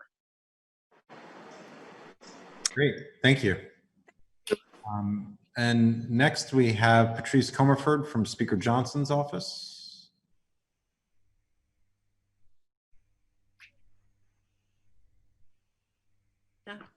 Pat, are you with us? I'm here, I'm sorry. Hi, everybody. Nice to see you. I'm just going to give a quick update of what we're doing in the district during this challenging time. We are helping to address the food insecurity by distributing hundreds of meals to local seniors and families, including West Village Houses and Westbeth. And we are very grateful to our friend Patricia Laria for her help with that. To help supplement the sanitation cuts, we have allocated $150,000 to the ACE program for the homeless. To service highly trafficked corridors in the district. They sweep the curbs and they bag overflowing baskets. They're working along 6th Avenue in the village, but if there's places where you see a lot on the street, contact me. Maybe I can help get them over there. And we've worked with them to adjust their schedule so that they're around on the weekends.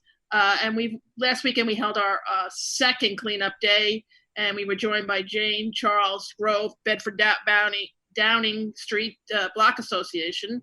And we are continuing to work with the Department of Health and the Parks Department and local restaurants on rat issues in our parks.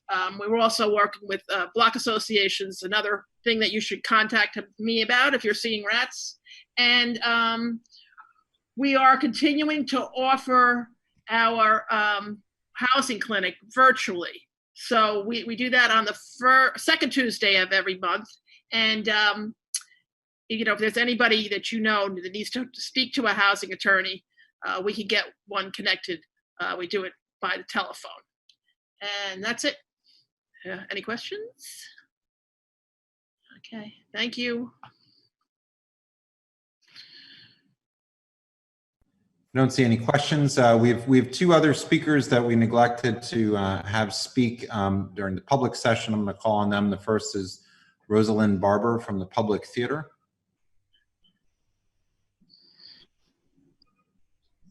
Hi, yes, good evening. I'm Rosalind Barber. Thanks so much for squeezing me in. I'm the Administrative Chief of Staff of the Public Theater on Lafayette Street. Although the public has been closed since March 13th, we've been hard at work producing free digital content for you and everyone in New York City. We believe that art plays an important role in healing, and we believe that it's our duty to continue to serve you during these challenging times. Earlier today, we announced a new slate of programming that will take place this fall, including new digital plays, radio dramas, and a projection project that will address our collective experience as a city throughout this extremely difficult period. The projection project is going to cover the top half of the public's facade and will be in conversation with the city as we collectively experience an inflection point, both around the pandemic and our national reckoning with systemic racism. The first projector project will feature text in which New Yorkers share with each other their commitments that they make to a collective future and an expansive artistic collaboration. The second will feature the work of BIPOC visual artists and will be invited to respond to the shared experience of Black Americans who have been overlooked, covered up, and disregarded. We expect the projections will be shown for about 6 weeks from early October to mid-November. We look forward to hosting you through our programming, which will be on our website. And you can see still in the street cases, if you are walking down Lafayette Street, more information about all that's to come in the coming months. And we deeply appreciate all of your support. As you know, this is an extraordinarily difficult time for the performing arts as we're unable to resume our regular activity. And we just have greatly appreciated many of you who have come to our digital programming and supported us that way. Thank you so much. Great, thank you, Rosalind. And then our next speaker is Jane Carey from the Whitney. Jane. Hey, Carter. Hi, everybody. Thanks for letting me speak. I wanted to just talk about the Whitney's reopened. We reopened to the public on September 3rd. We're all excited too. It's been so good to have something positive to share and to get back to doing what we do, which is to show art. So as a gesture to our neighbors in the city of New York, we are doing Pay What You Wish admission through the month of September. We've had some days sell out, but there's still strong availability for the remaining days this month. We're operating at a reduced capacity, so we're requiring all visitors to pre-book tickets on our website, and there also are our updated visitor policies. So we're requiring folks will have their temperatures checked when they come in, or required to wear masks. There's one-way directional signage to get you through the museum safely. We're not doing any tours or programs on site through the end of 2020 at least, continuing to assess the situation. So we're keeping up with our online digital programs. And I just wanted to flag that we opened our free lobby gallery show around day's end, which is on view until October 25th. This has works from about 15 downtown artists made between the 70s and the 80s at a time when the city was facing a financial crisis a lot like what we're dealing with today. So it includes works that capture the West Side Piers, the Meatpacking District, and the communities that lived and worked in Community Board 2. And this is provides some context for the completion of the Day's End sculpture, which will be complete in late fall on Gansevoort Peninsula. So that's it. I see I have 30 seconds left. That's all for me. Thank you. Great, thanks, Jane. I think we've got one question from Robin Rothstein. Yeah, just a plug/question. Just want to use this opportunity to let everybody know on this call that we are having a joint meeting about museum reopenings on the 24th, including Jane at the Whitney. And Jane, you will be giving a more extensive update than you just did because you'll have more than 2 minutes on the 24th, correct?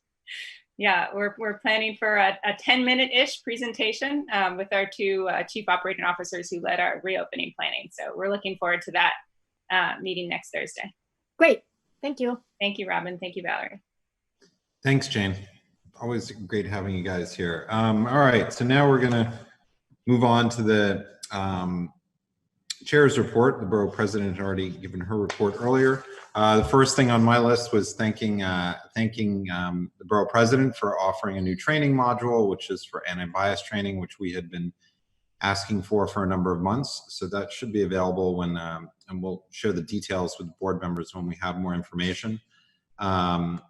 Number two is you've heard from a number of people, sanitation department, the cuts really starting to have an impact in our community, especially with trash blowing around as there's service cuts on the garbage cans on the corner. I just wanted to share a link, which I had ready before, but it took a while. Let's see. Okay.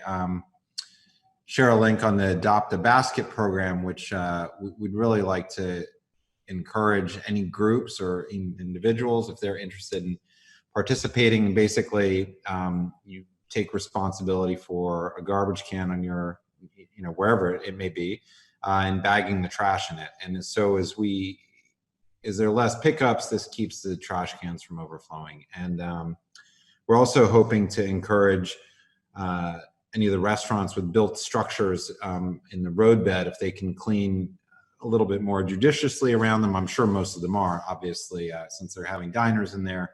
But from our reports from the sanitation department, they're not able to get the street cleaners in around any of the bigger structures. And so it takes them about 20 feet to get back into the curb lane. And the issue is more, once the trash really starts blowing around, it takes a lot more time to clean it up. So that's really the main issue with that.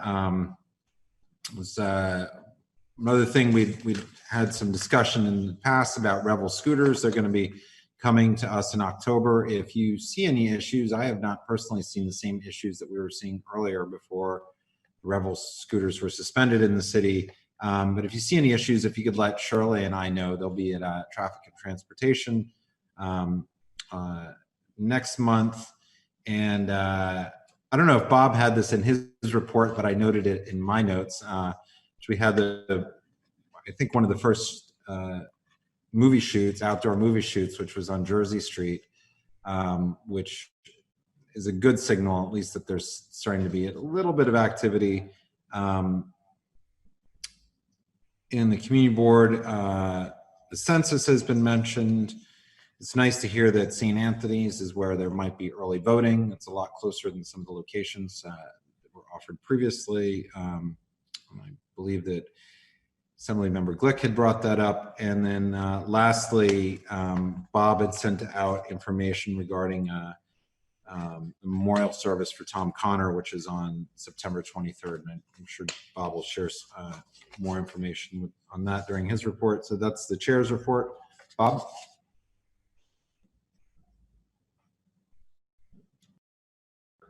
You're on mute, Bob.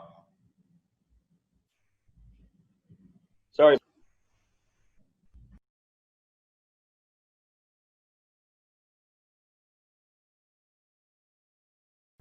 Bob, you're still on mute. Okay. Third time's a charm. Sorry about that. All right. For the third time from my end, I just wanted to remind all CB2 members and as well as members of the public that CB2 committees will be including discussion of budget requests to be recommended to the New York City agencies during their meetings in October. Social Services will be doing it at the end of September. The New York City budget process allows community boards to recommend 40 capital and 25 expense budget expenditures. And so anyone interested in this discussion is encouraged to attend these meetings and give us your opinions. Just to follow up a little bit on Carter, who mentioned the Adopt a Basket program. I think we've all seen the overflowing baskets in the corner. We've gotten a fair number of complaints about them. It's a result of the sanitation department's budget was cut. All city agency budgets were cut, and they reduced the number of basket pickups to 1 per day and none on Sunday. I think I read last week that the mayor had restored some monies to partially restore some of the budget collection, the basket collection, but I haven't received an answer yet from sanitation as to how that's going to affect our district.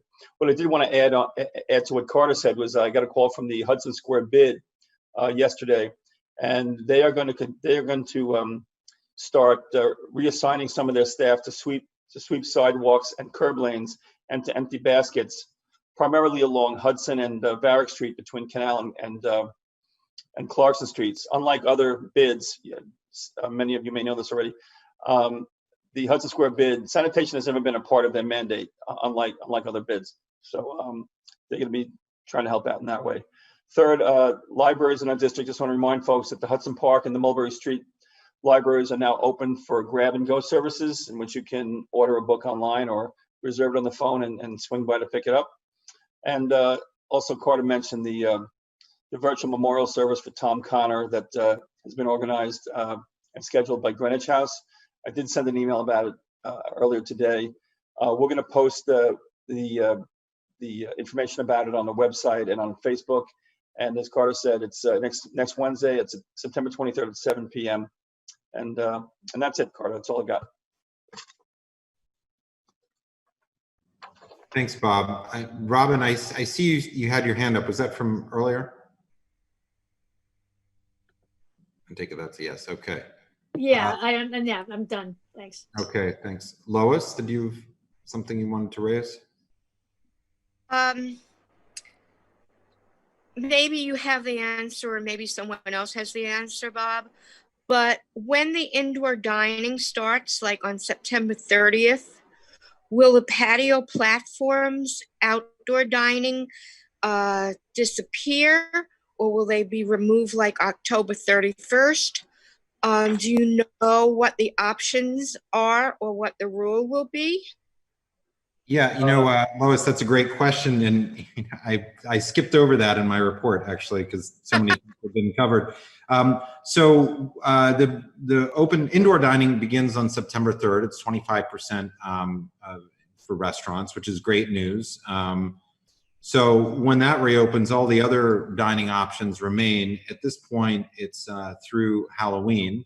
I think that most people are hoping that that's extended as far as the dining, particularly on the sidewalk, as far as that's concerned. I think that we're going to be discussing open streets restaurant programs this coming month at the reopening working group. There's still some issues with the structures as far as snow, plowing, other things that maybe needs some tweaking. But for the next for October, they're all slated to be running concurrently. So that's really good news, I think, for the restaurants. And hopefully the weather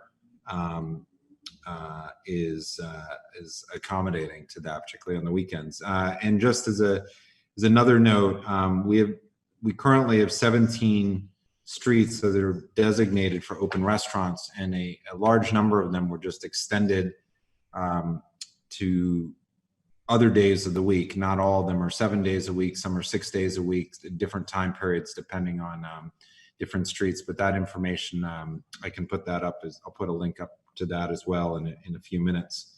Does that answer your question? Yes, it does. Carter, about heaters, do the restaurateurs need to apply to the city for the heaters, or what? Yeah, that's a good question. So basically, at this point, the only heaters allowed in New York City are natural gas, hard plumbed into your building's gas system. Those are the only outdoor heaters and electric heaters. So that's where that stands. I know that there's been some lobbying on that, but the propane heaters, I haven't heard anything in the past. Propane tanks are considered pretty dangerous by the fire department. So I have not heard of any movement on that. That's a very complicated question as far as moving forward with that, in that they're 3 different agencies, I think, that are involved in getting that type of a heater. And I think that the fire safety precautions in New York City are, being what they are, it's a challenge. And I don't know if any of you heard about the fire down on the Lower East Side last night. I guess somebody had told me there's another one in Hell's Kitchen. You know, big fires are really scary, and particularly in our dense neighborhoods. So figuring that out is really a challenge in balancing that, particularly in all the structures that, you know, we've seen built. So that's a complicated question, and I've not heard of any movement on that as far as any answers, but that doesn't mean that's the final answer. That's just what I know. So thanks, Lois. Thank you. Yes, thanks. Coral? Hey, so I'm sorry if I missed this, but what is the date that has been given as the end date for them? Or are the restaurants allowed to operate as long as, you know, patrons are willing to sit outside with heat lamps? Well, there aren't heat lamps, as I just explained, in what most people are familiar with. The outdoor dining the status, from my understanding, under the DOT program, which is what all outdoor dining is under now, I believe ends on Halloween. So, and as most of everybody knows, these announcements don't occur very far in advance. So right now we only know through Halloween, and what I heard a little earlier about applying for the heat lamps is what? They're allowed to apply, or they're not allowed to apply? Well, it's a very complicated process. You have to apply to DOB, you have to apply to the fire department, you've got to have a registered architect providing the plans. But, you know, I'm gonna, Valerie, do you want to chime in here? Because I know you've been preparing the materials for your meeting. Yeah, I just wanted to, since the open restaurants is becoming a piece of dialogue here, that the reopening working group will be doing a open restaurants follow-up on Tuesday, October 13th. And sorry, I'm getting chimes. So we will be addressing just the state of the program. You know, it has not been officially extended, but it's sounds like something else might be imminent there. But also with the heaters, it also requires a certification exam from FDNY. So it is quite, it's actually an in-person exam, and I don't know. So we've been, a couple of us here have been in talks with Council Speaker Johnson's office, and just trying to, knowing that there are a lot of operators that have maybe never had a sidewalk cafe before, that may be trying other alternative heat sources that they may not know are illegal, and just we're trying to find a way to mitigate that process. But it is a very big safety issue with the structures. Okay, I mean, the only thing I would say is that obviously restaurants can't plan to staff or continue their economic model if they don't have any guidance further out. So I would really strongly suggest that we come together. Well, I think everybody's really aware of that. I mean, that's as you heard, Gail. I mean, we've been advocating for that, and it's something that's really at the forefront of almost every single conversation that we're having. So it's definitely. So let's see. We're going to move on to the next session, which is our business session, where it's already just about 8:30. And the first is, I believe the August minutes were distributed to everybody by email, correct, Bob? So everybody should have had a chance to review those minutes. Is there a motion to approve the August minutes? I move. Okay. Second. Okay, great. I'm going to put forward that we utilize the same voting method that we've been using, which is sort of a larger omnibus vote at the end of the meeting, so that we can avoid having multiple votes, unless a board member wants to specifically call out an item for a separate vote. Is everybody in agreement with that? And if so, what we will do is we will do a roll call vote. Since generally our first vote is a roll call vote, we'll just do a roll call and then we'll move into the committee reports. Is that okay with everybody? Agreed. Yes. Okay. Valerie, do you want to proceed with the attendance? Sure. Susanna Aaron. Yes, here. Akila Asqui. Here. William Benesh. Here. Keen Berger. Here. Yes. Carter Booth. Here. Katie Bordenaro. I see you there. Anita Brandt. Here. Rich Cacapolo. Yes, here. Ritu Chaudhry. Here. Great. Coral Dawson. Here. So John Paul DeVerna.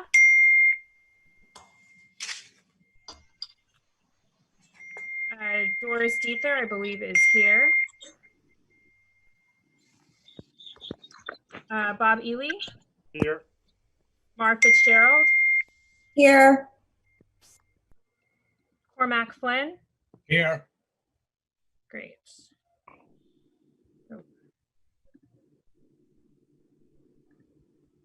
Okay.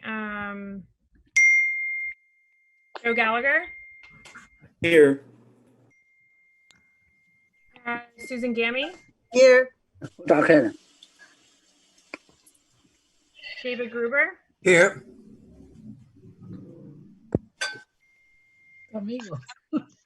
Here. Michael Adler. Here. Susan Kent. Here. Janine Kiley. Here. Betty Kubovi Weiss. Here. Patricia Laria. Here. Michael Levine. Here. Oh, God, turn off your fucking alerts. Sorry. I can't do that right now. I did. So I'm so sorry. it's okay. Michael Levine. Here. Janet Leff. Here. Ed Ma. Here. Matt Metzger. Daniel Here. Miller. Here. Sorry, Metzger's here. Thanks. And Dan Miller here. Brian Pape. I'm here. Thank you. Donna Raftery. Here. Lois Rakoff. Robin Rothstein. Yep, here. Sandy Russo. Here. Rocio Sands. Here. Scott Sartiano. Here. Shirley Secunda. Here. Kristen Shea. I'm here. Rita Spiegel. Yes, here. Thanks. Georgia Silvera Siemens. Here. Dr. Shirley Smith. Here. Chenault Spence. Here. Thank you. Kathy Sullivan. Here. Here. Eugene Yu. Thanks, Kathy. Okay. Here. Susan Wittenberg. Here. Anthony Wong. Here. Adam Zeldin. Here. Thank you so much. Great, thanks. So the first committee report is social services. Susanna Aaron. Hi, everybody. This is a little bit long, unfortunately. We had a kind of hastily put together meeting because we learned that DFTA, that the Department for the Aging had put out a concept paper. We had been waiting to see that. We'd been waiting for a long time to see that, but they never notified us of it. So we learned about it by chance. We put together this meeting, and that was just Tuesday. So I sort of whipped this together. Also, we didn't really have a quorum, so I think we're going to have to vote on it. So therefore, be it resolved that Community Board 2 Manhattan welcomes DFTA's efforts to spur innovation in the design of senior services, as expressed this way in its concept paper. Quote, the department's overarching goal is that older adult centers provide a range of high quality services, programs, and resources that attract, meet the needs of, and enrich the lives of a diverse group of older New Yorkers, and looks forward to providing continued input to the process of developing an innovative request for proposals for new models, and is sensitive to the concerns expressed by the leadership at Greenwich House, CB2's primary provider of senior services, that the concept paper lacks necessary detail in terms of funding, metrics, the number of contracts DFTA seeks, desired outcomes versus outputs, and other specifics. and requests a fuller understanding of how DFTA intends to apply public input to the shaping of its RFP. And requests that DFTA lengthen its period for public input and delay the release of a new RFP until the city is able to provide more information on the details missing in the concept paper, and until the city's senior service providers' situations stabilize and they are able to provide more informed input. And requests that DFTA make a stronger effort than it has to date to seek the input of individual older adults and not just the entities which generally enter into contract with DFTA, and request that DFTA fund or execute on its own a full data analysis of older adults across the city at the neighborhood or community district level to allow service providers to better understand the needs and desires of their constituencies and the non-members in their catchment areas. And finally, request that DFTA return to CB2 in the course of a slowed down, iterative process that is better suited to meeting the needs and desires of our older adults. Phew. All right, so I need a motion to put this forward onto the floor because there was not a quorum at the meeting. Is there a motion to put this on the floor to vote on it as a resolution? So moved. Is there a second? Second. Okay, and I see that I have two hands raised. Keen, would you like to speak? Yes, I was at the meeting and I agree completely with the resolution. So I thought I had to put it on the floor, but you already did. Great, thanks, Keen. Shirley, Secunda? Yeah, I also completely agree with the resolution. Tremendously thorough and to the point. I just had a question actually for Susanna, which was, I noticed that you said that you had to actually ask the Department of Aging for the concept paper. And have you any idea if other community boards have received the concept paper? Yeah, that's not exactly accurate. What we learned was from Greenwich House that it had been released. It was publicly released. So what they failed to do was notify us of the release, and I don't know if they notified community boards. I don't think our community board was notified. I certainly wasn't notified, but I don't think that Carter or Bob was notified either. So it wasn't that it was.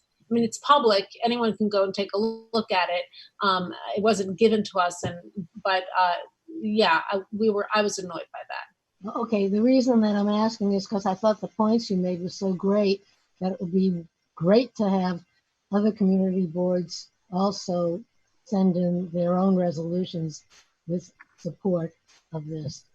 Thank you. That's a wonderful idea. I will talk to Bob about whether we can distribute this. Public input is, they're accepting public comments till October 5th, so we would have time to distribute that. Right. Thanks a lot. That's a great suggestion. I don't see any other hands. Is there any other discussion on this resolution? Okay, great. So I'd like to motion that we move the social services resolution into the omnibus bill and vote on that as a block when we get to the end of the meeting. Is there any opposition to doing that? Okay, I don't see any opposition. And if people see somebody else nodding or raising their hand, please let me know because I can't see everybody on my screen. And I know some people that's easier. Great, thanks. So we're gonna move that on there. Next up is traffic and transportation. Shirley Secunda. Right, and we had one resolution unanimously approved. It was in response to a proposal by the New York City Department of Transportation, DOT, to reverse University Place to one-way southbound from 13th Street to 12th Street. And you've heard some of the input tonight from the public on their impressions. And so here was our response. And again, a little long, but therefore be it resolved that CB2 reiterates its support of a fully continuous shared street on University Place all the way from 14th Street to West 4th Street and requests that it be installed as soon as feasible, taking into account provision for deliveries, drop-off pickups, emergency and other necessary access. And further resolve urges DOT to conduct a broader, more holistic study of CB2 streets surrounding and including the 14th Street TTP, that is the Transit and Truck Priority Project or busway, and how they relate to each other, including observations and analysis of traffic conditions and examinations of relevant examples in other cities, such as bus lanes in Europe that are often shared with taxis, and setting special hours for deliveries, plus traffic counts on Broadway and University Place with a comparison of current and pre-TTP counts on University should previous counts exist. Further, recognize the improvements that the TTP busway has achieved in facilitating bus riders' trips and providing a vital and efficient transportation service that is sorely needed. But we also observe that suitable adjustments here and there can balance the enhanced experience of both riders and the wider constituency, and encourages DOT to explore such alternative possibilities. And finally, we call upon DOT to address the long-lived congestion problems on East 12th Street, focusing on 12th between Broadway and Fifth Avenue, identified as a problem area, with particular attention to resolving the placard parking abuses on 12th between University Place and Broadway, including firming up guidelines to implement restrictions when DOT issues placard parking permits, and conferring with the NYPD concerning enforcement of the illegal placard parking, such as in the 12th Street buffer zone. That's it. Great. Thanks, Shirley. Do we have any comments from board members? Or Georgia? Yes. To be honest, I'm a little bit confused. So I have a clarifying question. Does the resolution respond? So does the resolution support the DOT proposal to make that roadway southbound between 12th and 13th? The resolution doesn't support it. It simply recommends what our recommendation is. Otherwise, So we would say we're supporting it. But it doesn't say you don't support it. I'm just trying to figure out, you don't actually say you don't support that proposal in the resolution. Wait a minute, hold on. By saying that we are recommending a shared street from 14th Street to Washington Square Park, where there would be the opportunity for turns all through that whole corridor, eliminates the thought of just the 12th Street turn. And in other words, spreads out the turns on all those several streets. If you look at the whereases, I think maybe you'll get a better idea of what we mean. No, I don't need to look at the whereases. I'm just asking the question. So, and this is not, the questions don't necessarily reflect my vote. I'm just trying to understand it. No, so by saying University Place could be a shared street from Union Square to West 4th, right. You're saying that it's not possible to make that block between 12th and 13th southbound. Those two things are then incompatible. It's still possible. We're leaving it up to DOT to go out and study it again and figure out some solutions. And what we're also inferring is that they should take another look at the way the busway is being handled now, and indeed the right turns that are being required at every intersection, because patterns have changed and there may be some room for a more balanced approach. Thank you, Shirley. You're welcome. Now I'm a little confused. Yeah. So the suggestion could be that it could be two ways on a shared street. I'm just The confused. suggestion is to do a Where it's shared all street. southbound? Never thought of it. I mean, we could have Well, I'm just a bringing. friendly amendment that says shared street, one way, whatever. If anyone No, I would was like to just suggest responding what Georgia brought up, because that's if the whole thing is a shared street, then which are, well, it's a shared street. in which direction does the traffic go on the shared street? I guess It can go either way. But if anybody has some very strong preferences to insert one way or, one way north or one way south or two way, the University Place used to be a two-way street, incidentally. So Shirley, maybe we can ask a question. Yeah. Which is, do people support a more strongly worded resolution, or whereas, thereby by stating that we do not support the current DOT proposal? Is that what you're asking, Carter? Well, that was my initial question, because it doesn't make sense to have a shared street that's two-way for the top, or just one block is two-way, or, it's like a mixed bag of two-way for shared street. That's actually really confusing for a pedestrian or someone on a bicycle. If you're traveling in one direction and then suddenly there's a lane of traffic, vehicular traffic that you hadn't been encountering before. And the resolution, I know there are many whereases, and I've read them, but they still don't actually say, they don't give a clear position on the proposal for the southbound on that 12th to 13th Street block.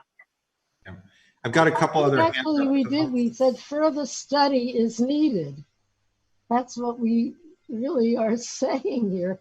But if somebody wants to propose a friendly amendment, maybe. Yeah, I've got a couple of other people who want to speak here. Let's hear from them, and then we can go from there. Patricia? I just want, my comment is about something separate. I just wanted to applaud the Transportation Traffic Committee on the resolution. I think they did about 2 or 3 years ago about the corner of Clarkson Street and 7th Avenue South. 7th Avenue, which it turns into Varick, where the Shake Shack is, if everybody has a visual. I went by there a few times within the last 2 weeks, and that whole area has a different look to it. There is a pedestrian island in the middle of Clarkson Street. So when there's a buffer, so pedestrians aren't in the middle of traffic trying to get across 7th Avenue South, going towards Pier 40 or JJ Walker Park. I just wanted to make a comment and applaud the Transportation Traffic Committee about that. Thank you. Great, thanks, Patricia. I agree. I just saw that the other week too. It's with the turning lane going south. Yeah, it's really wonderful improvement. And Cormac? It's nice they finally did it, right? Yeah, so I mean, I'd just like to say, first I wanted to say that, I've been in Europe, and there are indeed shared streets in which, certain of the items that share it, like the vehicular, will change directions at some point, where the bikes or the pedestrians will not. It is actually, I understand if it's a little bit outside of people's imagining right now, because we haven't had it here, but a couple of years ago, all of these things, shared streets, bike lanes, and things were outside of our imaginings. So I wouldn't get really fixated on that. It seems to me the real question here is, right now, the traffic and transportation resolution, which I support,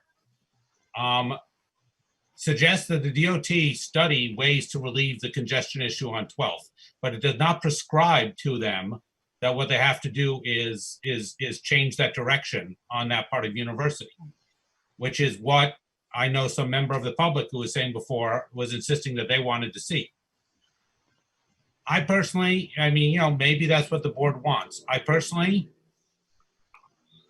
think that it's actually worked to have it two ways. So, I'm willing to let the DOT take a look at it and run the experiment and do the math on it first. And to let the Transportation Committee, as I say here, tell them to study it and take a look at it and see if there are other ways to address this, rather than trying to be prescriptive to the DOT about exactly how this would work. That's all I want to say. Thank you. Bye. Thanks, Cormac. Does anybody else have anything that they would like to? I can't raise my hand because I'm still a co-host, but I think surely it'd be helpful if we kind of describe the traffic flow as it exists right now, and that it's actually running north up University, and then it turns into two-way. So we're not really prescribing anything right now. So it's not two-way. It used to be, but right now it's causing confusion because it comes at this head point, and the idea is it's not working. We want to further study. We're not going to prescribe anything because we haven't done a study. Does that work for you, Shirley, as an explanation? I think that's sensible. I think we already say that. I agree. I'm just trying to explain it so that Georgia understands that it's not actually two ways right now for most of the block. No, it's not two ways at all. It's one way. One way. It's actually two ways, but it's two. I know that. Two-way street. Okay. It's the street I know that goes that. one way for a block and then the other way for several blocks. And this was supposed to, the DOT proposal was supposed to solve the problem of the vehicles that came from 14th Street South one block and wanted to head east and found they had to turn west again, which was cuckoo. So they suggested this alternative, which from everything the community said was just as cuckoo. And when we thought about it, neither thing would work, of course. And that the best approach was what we had previously recommended, which was to have the full University Place as a shared street. And by the way, this was also in response to a really large contingent of the community asking for that themselves, which we found really amazing and delightful. Just for clarification, at the committee meeting, it seemed very clear that the committee at this time did not support what the DOT was presenting. And maybe we should just clarify that, and that was what they were asking. And then this is all stands, supporting that same idea of what else needs to be done as far as looking. Is that correct?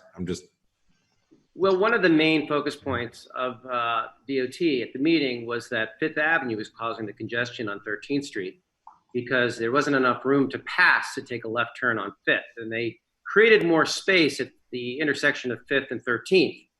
We looked at that, and that little extra space really wasn't going to solve the problem. So we thought about, well, should we just have no left turns at Fifth? Should we have it all the way go through? But the reality is we couldn't make that decision. So, and their answer to relieve the congestion just wasn't enough. It wasn't comprehensive enough for us. Do you agree with that, Shirley? Right, yeah. And I think I do mention that in the resolution too. And that was fine if one wanted to pass on 13th Street West, and it gave a little more leeway, I guess, at the same time giving a safer turn onto Fifth Avenue by putting in that narrow wedge. But again, we're never in favor of that turn on 13th, and we're not in favor of the turn on 12th. We want a shared street which goes all the way through. We're in favor of a shared street, but not in little pieces, not piecemeal. Okay, so is there any more discussion? Okay, is there any unwillingness to move this into omnibus vote? I don't see anything from anybody. Okay, so we'll move this into the omnibus vote. So it's one item from traffic and transportation. And next up, we have landmarks and public aesthetics. We have two meetings. Chenault Spence. Okay. Everything's unanimous in both meetings. 2 9th Avenue to install signage in the canopy. It's a modest proposal and quite respective of the building and the district. We recommend approval. 201 Sullivan Street. the ramp and an existing rather large tree pit, and we recommend denial. 85 Christopher Street to replace windows of the street-facing facade above the ground floor.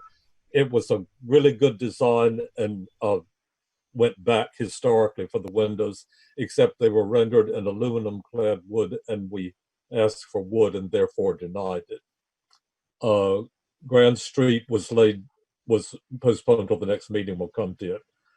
600 Broadway to install signage in the primary Broadway facade and modify the infill in the rear Crosby Street facade.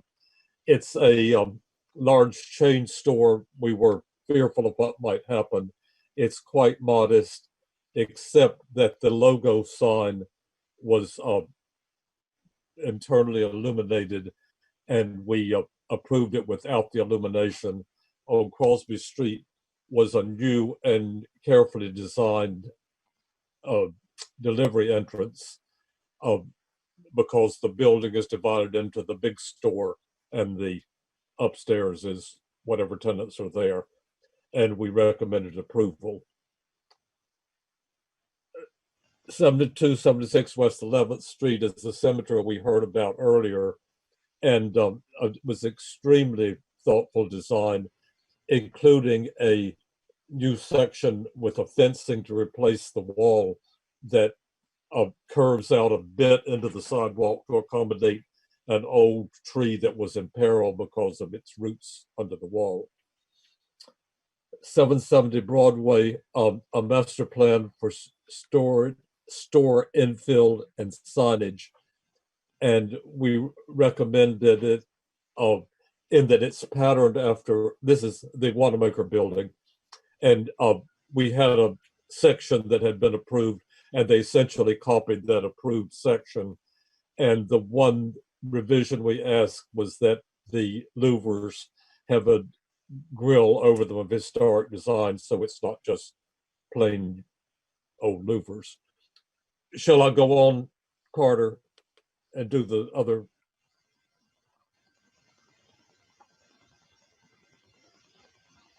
I guess so.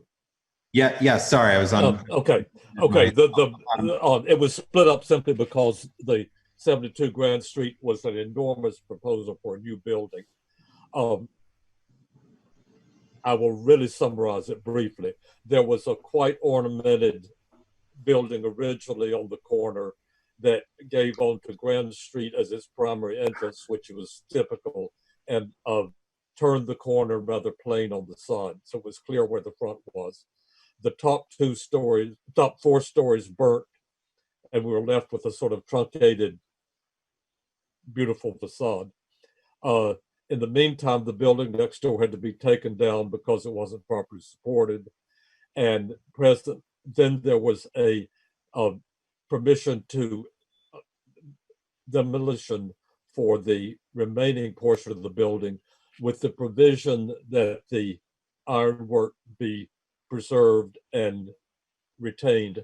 And the building was presented to us didn't mention or acknowledge the restrictive declaration, and it is brutalistic with large windows, super modern design, and the numerous whereas clauses state many of its shortcomings, as well as those at the end that deal in detail with the restrictive declaration.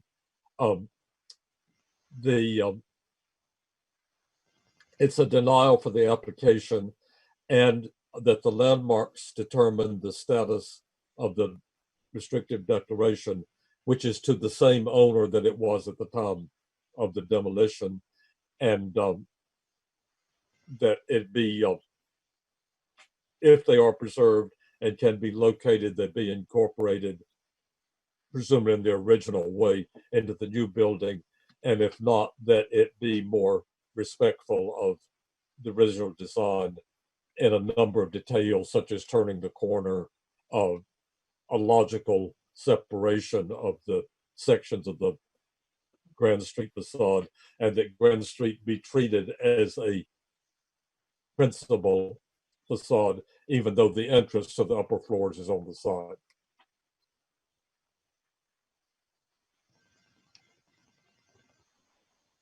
I'll say more if anybody wants to hear more. We have a few comments. Somebody had said to me this is quite the scathing resolution, so I think that's appropriate. It was a proposal worthy of scathingness. If Okay, scathingness is the word. I've got a few people with their hands up. Rocio, you were first. Thank you, Carter. Chanel, I want to go back to number 3, Christopher Street, regarding the replacement of the windows. Yes. How many windows are involved, number 1? It's a 5 or 7 story building and it turns the corner, so it's a fair number. So do we know the price? I am a little bit familiar with landmarks preservation requirements, and I know the difference between installing a window that is made out of wood, and I also know the difference between the how the window is going to react to the elements. And so my question is, did they say anything about the price that's going to be involved in replacing these windows with wood versus what they want to do, which is the aluminum? I know that wooden windows are prohibitive in price. So that I would be afraid to even try to say how much money is the difference between one type of window and the other. Did they do it because the price is so prohibitive? No, I can answer that. Chanel, they are not vinyl windows. The windows they were proposing were clad wood windows, and they did that for maintenance, but it has a different effect. And the regulations are that they be painted wood windows, but these are wood windows that they had proposed, but they are clad with, they called it aluminum cladding. I'm not sure if that's true, but that's what they called it. Well, I would imagine that is to help maintain the wood so that it doesn't rot over the years, and to get them a better result at the end of the day. I can understand what you're saying regarding it doesn't qualify, but to me, I know that it would be an extremely expensive deal. I don't think there's a price difference. You guys want to keep the crosstalk down? There's no price difference. Just, You don't think there's a price difference? Of course there's a price difference. Okay. They're both wood. There is But that's a not solution what to we this. Evaluate. There's a solution to this. Hands raised. I also did not, and for the next 3 people, if their hands up, let's call out the specific items to speak about. Let's not be moving all over the place. So that was my mistake for not. So obviously we're going to call out number 3, I believe it is. Susan, did you want to call out an item?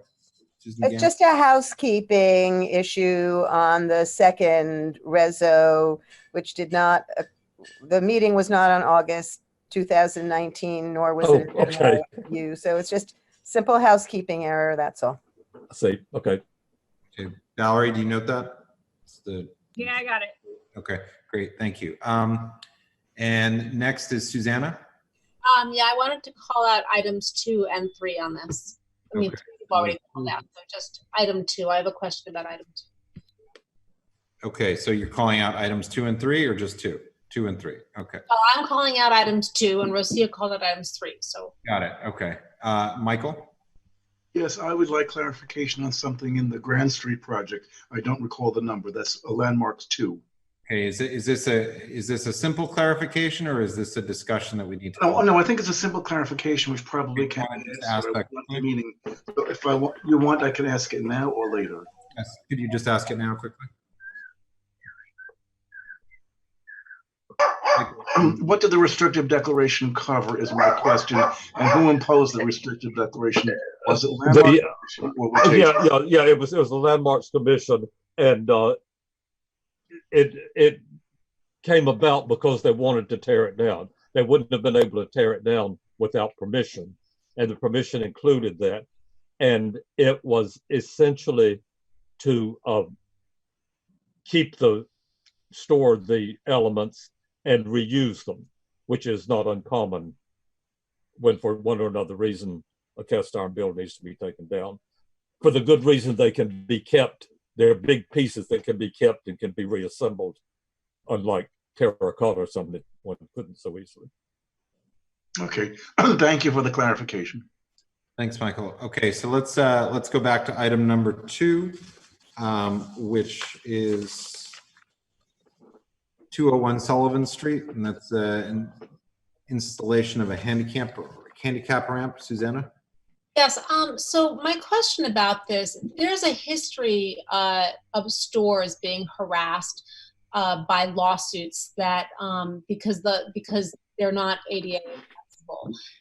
It's a problem that we've had on Bleecker Street a lot. So it raises a question, and of course they're all landmark buildings on Bleecker Street as well. It raises a question for me about when do landmarks considerations trump federal ADA regulations? Because here is a store aiming to comply with federal regulations, and we're recommending it be denied because we don't like the look of it. I just don't understand. No, I'm sorry, it's not the look. It's that there's simply not enough space to pass by DOT regulation or whoever governs that. However, this is a corner property and they have on Bleecker Street sufficient space to do it. So it's not. So you would recommend that they put it in a different place. I mean, I just feel like we can't really hobble a business who's trying to comply with federal regulations, right? They have been denied and waivers sold and whatnot. They've been denied. I don't think this is a waiver situation because there is another situation. There's another way they can do it. They can solve it in another way. Oh, I see. It would be helpful. I mean, this is just me. It would have been helpful to point that out in the resolution, just so that. Yeah, we were aware of Bleecker Street the whole time, but they proposed this instead. Okay. That was my comment about item 2. I have another comment about item 3, but we'll wait till we get there. Okay, so that was, I think to Chenault's point that these resolutions deal with the narrow issue presented, which is, even though that was discussed. Okay, I get it. So now with item number 3, which is 85 Christopher Street, that's an application to replace all the windows on the street-facing facade above the ground floor. And Susanna, you have your hand up here? I do, yes. So this is a building whose existing windows are, as you point out, they're not historic. And the applicant's plan is going to bring it closer to looking historic. But why isn't a landlord obligated to make a facsimile of something historic if it wasn't historic to begin with? Like, why are those windows considered, contributing somehow if they were not historic now? And why is it the burden of the landlord to make them historic when they weren't to begin with? Does that make sense? When they weren't to begin. Well, you say in your resolution that the existing aluminum windows and paneling is non-historic, right? So these right. Are that's true of the materials. It's true of the design. In 2 respects, the profile of the framing and the division of the windows. Yes, no, I completely accept that. The question I'm asking is, why is the landlord with having to make a facsimile, a fake historical window in the? Can I interrupt? I can answer that. Yeah. These are not original historic windows. These are really cheaply replacement windows that are not approvable in landmarks. When it was done I have no idea, but they actually damage the original windows, moisture gets in. So these are the crappy ones that have these huge panning that just covers everything. I also, if I could just take a minute about this window, one of the things about this application and many others, these are proposed to be wood windows. The problem I have with this is the regulations at landmarks have to replace them with wood and painted wood, and they need to be maintained. If we start approving an application to allow that, you're then setting up a regulation where anybody who doesn't want that kind of window has to go through this very expensive hearing process. So either Landmarks should change the regulations, equal for all, or approving it because they cost more. Landmarks isn't too concerned about cost. Maybe they should be, but that's not the mandate. The mandate is to preserve the historic character of the neighborhood. And this is not approvable according to the regulations, and there's no compelling reason. If they had a compelling reason, that would be something we could, consider. But, the convenience of the owner is not necessarily the primary criteria. I understand Does that. that help?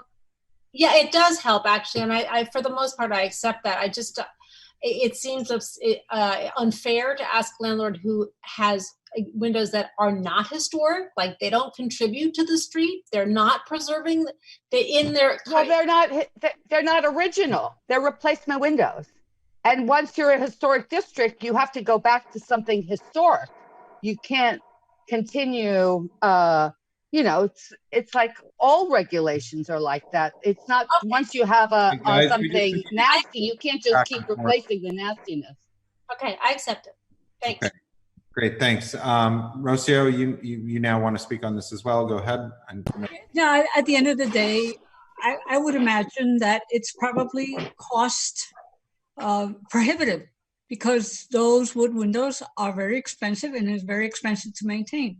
So I reject, although I understand what you're saying, that this is a requirement, but not everything should be always written in stone. And maybe if we start deciding that you cannot make these owners go through these extremely expensive work to replace the windows just because they look a slightly little bit different, or because you don't like the way the aluminum looks, it's prohibitive. Times are hard for everyone. Times are hard for landlords, for building owners. There's a lot that's going on. And I would like to vote against this resolution because I believe that the reason being is the expense of the windows and the expense of the maintenance of the windows that have to be painted every few years because wood has to be maintained. And we have to get with the times. Unfortunately, it is what it is. These laws and regulations came into effect many years ago, but we have to look at the reality. What is today's reality? I don't expect all the buildings to be modern buildings. I love living in the village. I love the look of the village, but sometimes you have to be a little lenient and not expect the landlords to undertake such an extreme expense, because I know the difference. I had a building that somebody had, before I owned it, had put some metal windows in, and I didn't even know it was a violation until many, many, many years later.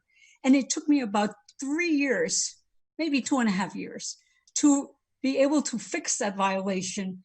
And I went through many, many, many hearings. I went to many mock-ups and many this and that, just to end up spending thousands and thousands of dollars more for a 1/4 of an inch of this, a 1/4 of an inch of that. It had to be to an extreme. And I feel sorry for anyone that has to go through that.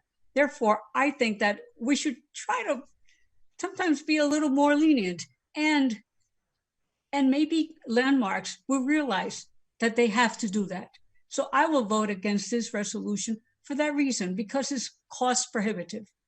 Thank you. Great, thank you. Shirley Secunda? You're muted, Shirley. I have a question. I was under the impression that there was some leeway in terms of using other materials besides wood for windows if they simulated in a very faithful way the wood. Is that not true? Anita, can you address that, please? Sorry? I'm unmuted now.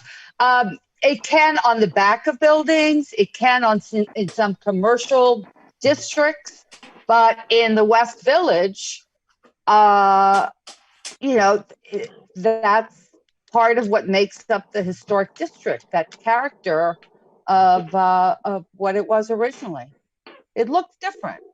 Now, I understand everything you're all saying, but, you know, I think it's a dangerous thing to start approving it at a hearing level. If it really needs to be changed, then it should be changed at the landmark regulations and not, you know, one at a time, because that's actually rewarding those who can afford it, you know, to go through this process. But it does look different, guys. It does look different. Great. And they don't cost that much different, by the way. But the cost is really very important. But it doesn't. That's not a big part of it, because there's still wood windows. Does that answer your question, Shirley? Yes, it does answer my question. Thank you, Anita. Great, thanks. Donna? I guess I was just wondering if you wanted to put something in here that suggests to the Landmarks Commission that they may want to look at this just going forward to raise the issue about it. That if we very much avoid using any one application to make that kind of a point, because that's not the place to do it. We can, if the wisdom is, we should send a letter on this subject that treats it universally, okay, so that it doesn't get involved in. It's just messy to try to do it this way. Then perhaps that's something you want to consider doing if you think it's worth doing. Great, thanks, Donna. Cormac. Yeah, so I'd like to say that I don't have any expertise on landmarks, and it's a very technical area. And I'm hearing here a lot of people who seem to be interested in becoming members of the Landmarks Committee and expert on it, and they should apply to Chairman Booth for transfer to that committee, I think. In the meantime, I'm not in favor of suddenly applying a different standard on this application than apparently we've been applying to all the others everywhere, because I just don't think that is fair or right way to do this. If, to Donna's point, there is a feeling on the board that the Landmarks Commission regulations or standard assumptions need to be changed, that should be dealt differently in a different resolution. I agree. That's right. Correct. Okay. Thank you, Cormac. And then I have Susan Gamming.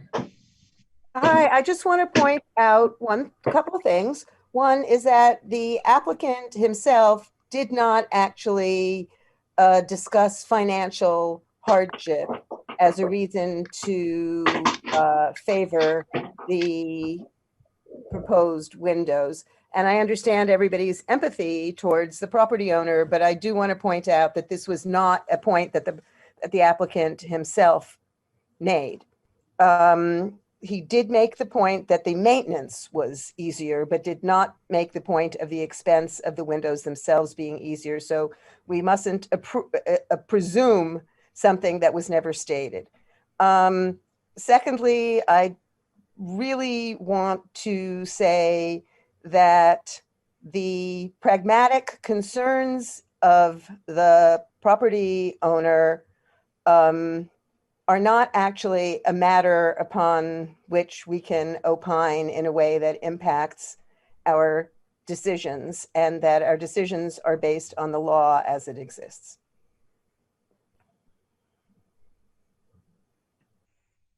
Okay, thanks, Susan. I don't see any other hands that are up. Obviously, there's some differences of opinion on a few of these items. We can still add this to the omnibus vote, and I can note that we could do a separate, people could register their support or opposition for an individual resolution during that, or we can do a roll call vote now separately. So if I'd like to move to put this into the omnibus with an opportunity to vote separately, but if anybody would like to vote on it now, I'm more than happy to do that as well. Do I hear anybody who wants to vote on that now? Okay, silence. No, all right. good. Expediency. All right, we will move that into the omnibus bill. So that's resolutions 1, 2, 3, 5 to 7 in the first report, and item number 1 in the second report. And now moving on to the bylaws committee, Susan Kent. Okay. The bylaws working group met this week to address that there were points raised by the Manhattan Borough President's General Counsel. As you see in the report, the first one being having secret ballots. She gave us her opinion that, in fact, this is not permitted under New York State's open meetings law, and that the results of an election are, in fact, discoverable pursuant to a FOIL request. Therefore, in order for us to be compliant, the committee is recommending that the language be basically restored to what we had. Instead of so the word secret would be replaced by open, and the sentence in section 7B, sub B I7 will read, voting shall be by open written ballot. So it really restores what we had before. The second point had to do with just some confusion in the electronic voting section. The way it had been written is that we had both these concepts of a voting window and a voting period, and that the way it evolved is that any votes that were collected via telephone would have actually fallen outside of the voting window, the voting period. So what I've done is basically simplified it. There is now, wait a minute. I'm sorry, the concept of the voting window is now eliminated. It's basically just one simple voting period, and it starts when the ballots are sent out, and it finishes after calls have been made in an attempt to contact those board members whose electronic votes have not been received. You have the text. Everyone has a copy of the text. And in addition, there was also an addition to make sure that any votes that are collected electronically, there will be a written record of them that will become part of the board's records, so that those votes are also would be discoverable if someone so desired. If there are any questions. No questions. I don't see any hands raised. And I'm just flipping through the screen. I don't see anybody waving their hands. Okay, so is there any objection to moving these into the omnibus bill, items number 1 and 2 from the bylaws working group? No objection. Okay, I don't hear any objection, so we'll move those two over, and now we're moving on to SLA licensing. Donna or Bob? Yeah, I'm going to go forward. Okay. Good evening, everyone. We had 19 applications this month. Out of those 19, we had the 6 that presented and were voted on. If you note that in terms of our resolutions, there are 18 stated on the paper or in the print. We made a mistake and we left out one, which was we need to add is 95 7th Avenue. This was presented to us, and then after consideration of the application, the applicant asked for reconsideration, and we just missed putting it in there. So we're going to treat that, if we could, we need to add that one to vote on that. That's essentially a layover and will be represented next month, and you'll see a resolution involving it next month. So without further ado, if you want, Carter, before you move on, just since you've raised that, so that would become number 19, item number 19. Okay. Yeah.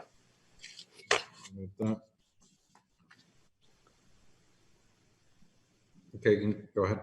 Okay, so number 1 is APQ Union Square, La Pan Cotien, 801 Broadway. This is a restaurant wine application. It really is an existing place that has new ownership, and that was a deny unless with stipulations that are consistent with the former method of operation at the location. Unanimous vote. Number 2 is TKO KAO, which is DBA Hazia 142 Sullivan Street. This has a lengthy history, which is reflected in the resolution. It was a split vote. The majority was for denying less with the stipulations as stated. Number 3 is Bell LLC, DBA Now or Never Coffee, 30 Grand Street. This is a new tavern wine license. This was a this resolution is denying less and with stipulations and was unanimous. Number 4, Reboot West Village, 2 Boots West Village at 101 7th Avenue is a new tavern wine license to continue to operate a pizzeria, and that was nine less with stipulations, unanimous. Number 5 is Welcome Hospitality, DBA to be announced. This is 80 Grove Street. This is the former, what will be the former Monster Cabaret Tavern and bar. And this was basically an application to try to duplicate exactly what was there currently, but under new ownership. And the committee went along with the application. It's a deny unless with stipulations as stated and unanimous. Number 6 is Eli Lilla, DBA Cafe Roma, 385, 383, 385 Broome Street. This is an existing business. It's been there for a while, but did not have a license. It is requesting a new on-premise license for the location, and denying less and unanimous vote by the committee. The rest through 19 are layovers, withdrawals, and the reconsideration.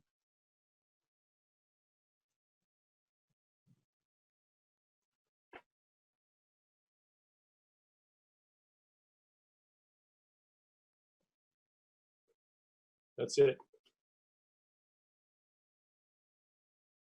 I can't hear you, Carter. I think you're muted.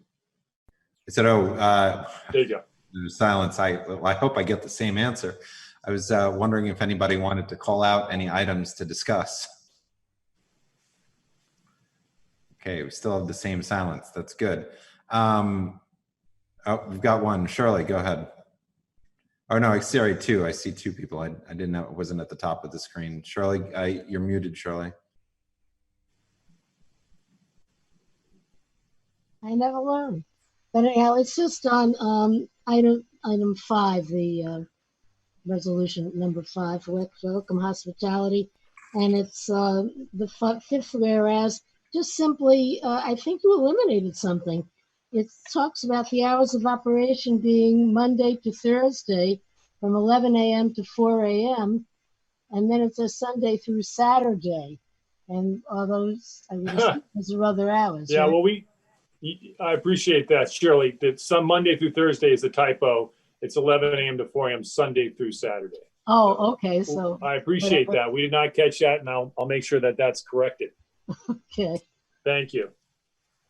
Great, thanks, Shirley. Patricia? At the top of his, Bob, when you were talking, you said that there was one you omitted. Could you further explain the one you omitted that you want us to vote on tonight? Is that what we're doing? Yes. Go ahead, Carter. I was just going to say, it's just they chose to come back next month. So instead of it's just a similar resolution to the other ones that says that they're coming back to us. Like if you look at all the no-shows, layover, withdrawals, it's just a placeholder. It's a placeholder resolution so that we have a record of the activity and that the applicant agreed not to file with the liquor authority until they come back to us. Yeah. Okay. And we did get that email from the applicant saying they would not go forward until they came back to see us next month. Okay, thank you. You bet. Rocio. It's Rocio. Rocio, sorry. The accent on the I. Sorry. My name has an accent on the I. Many people don't know how to pronounce it. But anyway, my question is on number 2. I noticed that the vote was not unanimous, and it was a difference of 3 and 3, I think it was. Could you talk a little bit about what were the issues, or what were the problems with this application that made this kind of vote? Okay, the vote was 6-3, so 6 for approval. Oh, 6, I'm sorry. And 3 were against, and the 3 that were against were for the reasons that are actually pretty well articulated in the resolution. The number 1 reason was that there's a residential hallway that is exclusively used by residents, and that this gentleman is going to be using that residential hallway for his business. That was the number 1 concern. The number 2 concern, I think, was fire safety, and that there is really no legitimate fire escape except for the front door. And it's kind of a railroad type tenement style building that goes way back. And there was no letter of no objection indicating that that they could have such a business there. And so I think those objections, along with there were a number of residents that appeared that were against it as well. And I can't speak for everybody, but those are I think the main reasons. Thank you so much. You bet. Shirley, you have your hand up as well. You're muted. Okay, looking at number 2 again, and all the reasons why people voted against it, what I'm curious about is why did you decide for it? It just sounded like there were so many negatives about it, and there seemed to be opposition. Oh, and by the way, that other thing that you had said in the resolution about the SLA itself had turned them down twice for these very same reasons. So it is kind of confusing as to why it was approved by the committee. Could you go into that, Bob, a little? Yeah, sure. Look, this particular application came in front of us 9, 10, 11 months ago, and there was a lot of opposition at that time. And the committee's recommendation was that there should not be a license at this particular location. It's never been licensed before, and that particular application, the applicant and his attorney went to the SLA, and the SLA agreed with the community board's recommendations. And we did watch the videos, or we did watch, because of COVID, you can't go there anymore, but you can listen to the recommendations. And both times it was unanimous, voted in favor, and I'm one of them that did not. I couldn't. I usually go along with the committee because I have a lot of respect for other people's opinions, and I think we're a pretty good committee. But in this case, I couldn't do it because I just couldn't do the residential hallway aspect of it. But in terms of, I think what the committee, because I think that Shirley wanted to hear the resolution, and I think it's important to get somebody who supported the resolution to speak to this. Yeah, that's fine, Carter, but I was trying to answer the question to her. But that's fine. If you don't want me to answer the question, I won't. But you were explaining why you voted against it, and Shirley's question. No, I didn't finish. I didn't actually finish. It's very hard for me to exactly put it in words, but I do think that this application, there were a couple things, Shirley. One is the lawyer that had represented him before did not do a very good job, and basically the impression is that he said, "Oh, don't worry about the community board. you're going to get approved. And so he already moved in. His business has already moved in. And so he's there. And to that extent, I think that folks felt that as long as he got a letter of no objection, which is part of the stipulations that's put into it, that and that he's going to have to put in some sort of soundproofing to his business when he has to move back into the business. Right now he's outside. I think those are some of the reasons why they voted in favor of it. Now, again, I can't precisely echo everybody else's feelings. I'll let them speak for themselves, but I think those are the main points. Donna, did you want to I'll just speak say, to that point? yeah. I mean, when he came with the other lawyer, as Bob just said, the lawyer just made it sound like he would get his restaurant wine license anyway. He also, when came originally, had much later hours. He had live music. He had DJs. He no longer has the late hours. It's more in line with the other restaurants that are operating on that block at 11 o'clock, every night. There's no live music. There is no DJs. And he also had a lot of people speaking against him when he came previously. There were still a few people speaking against him, but this time he also had a lot of letters of support from people that were in the building and from nearby, which was something that we did not have when he came before us the other times. He's also open now with people commenting on how good the operation is, having met him, having been around there. So I think that also swayed my opinion, having all those letters of support, eliminating the DJs, eliminating the live music, and bringing the hours down more in alignment with the other restaurants that were there is why I voted for it. Great, thanks, Donna. Katie? Let me just, you have to unmute yourself, Katie. Okay, I've figured it out. Thank you. Can you hear me, Carter? We can. Okay, super duper. Fortunately, I was not in town when this meeting occurred, but so I was not able to participate in the committee, even through Zoom.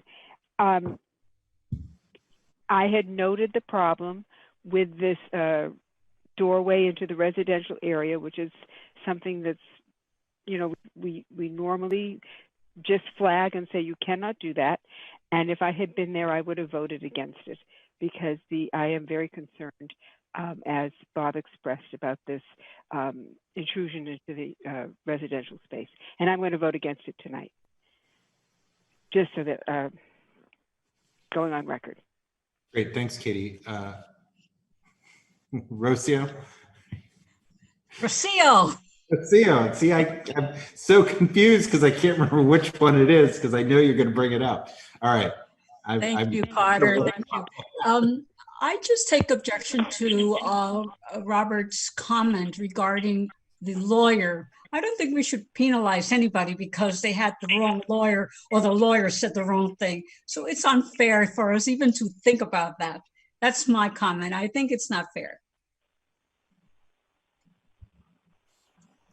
Great, thanks. Mar?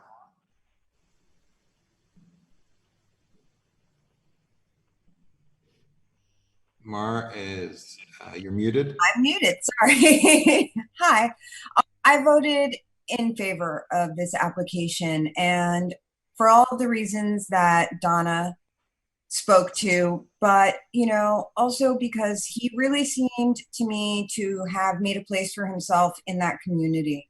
He had support from the community and fellow business owners on that block. He really did not get a fair shake with his previous lawyer. His previous lawyer really, really put him in a terrible position. And that's about it. Like he really is a good operator. And I think that we should give good operators a fair shake. And nobody was complaining from the building about that doorway. So if it's not a problem for them, why should it be a problem for us? Thanks, Mar. And Donna? Yeah, I just wanted to say that if you read the stipulations that they signed, number 9, number 10, number 11, does have wording in there about the hallway and addresses that and the music. So I did want to point that out. Okay, and I just want to let me just check here also, because I'm gonna. I don't think I can't. Katie, can you? How did you unmute yourself on your phone? You dialed *9. *6. *6. Doris, if you want to speak, if you can hit *6 on your phone, then we can hear you.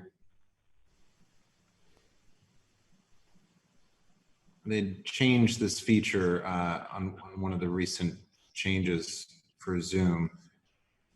Okay, I'm not hearing Doris, but Doris, if you want, if you hit the *6 and you can chime in, because I see that you're on the call and I know that you had wanted to address this.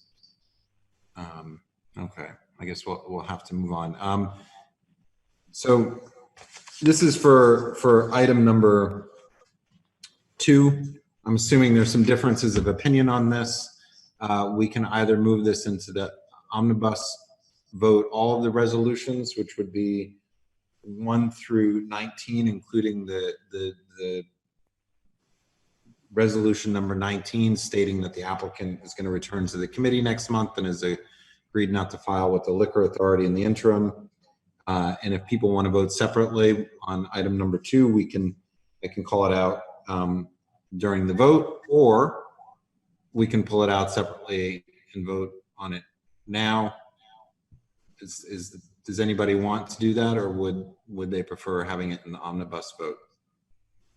As long as we can pull it out during the omnibus, that's fine by me. I don't see anybody else. Are we adding anything for number 19 since it's not? Do I need to add anything for 19 since it's only 18 listed? I didn't catch that. Bob is going to send in the resolution, correct, Great, Bob? thank you. Yes, that is correct. I'll be sending it in to you, Valerie, and everybody else. Okay, tomorrow morning.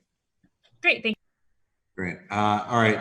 I don't see any other hands up, so we're going to move items 1 through 19 into the omnibus vote. Now we're moving on to item number 6, which is the quality of life committee. Joe. Hi, good evening, everyone. Good news, number 1 has been withdrawn, so we do not have to vote on that one this evening.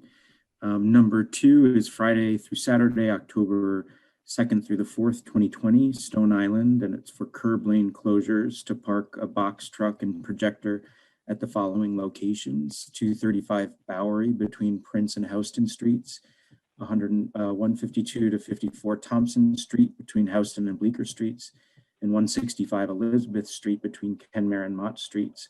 Therefore, be it resolved that CB2 Manhattan recommends denial of the application for curb lane closures to park a box truck and projector at these locations, and that was adopted unanimously. Number 3 is October 14th through 19th, MoCA workshop window exhibits on Howard Street between Center and Lafayette Streets for a sidewalk and curb lane closure on both sides. The applicant did not appear, so the committee recommends denial of the application, adopted unanimously. And number 4, October 18th, 2020, tap out on Christopher Street between Greenwich Street and Washington Street, curb lane only on both sides. The applicant did not appear, and the committee recommends denial of the application, adopted unanimously. And for the renewals 5 through 9, no member of the community called out these renewals, and therefore be it resolved that CB2 Manhattan recommends approval of the renewal applications, provided that the applications conform with all applicable laws, rules, and regulations and clearance requirements, which would include all COVID-19 restrictions, and that was adopted unanimously. Great, thanks. Does anybody want to discuss any of the items? I see one hand up. Lois? Yes, thank you, Joe, particularly about Thompson Street and the other one, the other streets. I mean, it's like really crazy. But this is my question for number 1. the Stella Artois mural. Could you give any reasons why it was withdrawn and who withdrew it? I believe the meatpacking bid reached out, and I believe they said that the Stella Artois withdrew their sponsorship. They didn't want to move forward with it. Meaning that they're not going to put the mural up? Or, right. Okay. Yeah. All right. Yeah. Thank you. Sure. Thank you. Great. I don't see any other hands up. So is there any unwillingness to move items number 2 through 9 into the omnibus vote, and we'll vote on those all together? Thanks for including the photo of the mural. That was seriously, it was helpful. Oh, you're welcome. I couldn't visualize it when you spoke about it the other night. So. All right, great. So I don't see any objection to moving those items into the omnibus vote. So we're moving all those, and also the announcement now with the new process is that I'm just announcing that at the November regular board meeting, at the September regular meeting of the board, the chair shall announce the opening of nominations for board officers. So starting tomorrow, people can self-nominate themselves by email, which is considered in writing to the district manager. So the bylaws now read, for 3 weeks following the September meeting, any member of the board may nominate him or herself for election to one office. All such nominations shall be submitted in writing to the district manager. At the February meeting, the district manager shall announce the nominations received to date. So, Bob, what's the cutoff for that, for the self-nomination? Oh, 21 days from today. So I'll send an email out tomorrow. I just want to remind everyone, as you just said, Carter, the next 3 weeks is just for self-nominations. If you want to nominate someone else, you'll have to wait until next month. Great, thanks. Can I ask a question? Sure, go ahead. Explain again what these nominations would be for. Is this for the interim term? And when will there be nominations for the more permanent term starting in April? Great question. So this is for the term that will run from November through March. December through March. And it's for all of the elected positions. So it's for the offices of chairperson, first vice chairperson, second vice chairperson, secretary, assistant secretary, and treasurer. And then the next period would be in the next election cycle would begin in January, and the vote would be in March. So the change that starts today with self-nominating will also occur again in January. And the people now serving in the various chair, vice chair, you all can stay through March. We would all, if people self-nominate, or if somebody else nominates them next month, yes. I mean, provided obviously there'd be an election. But in terms of terms, like your term would be up, then you couldn't run beyond March or serve beyond March? That is correct. And is that true for all the other members of the committee? No, the only position that has a limit on service is the chairperson. Okay, thank you.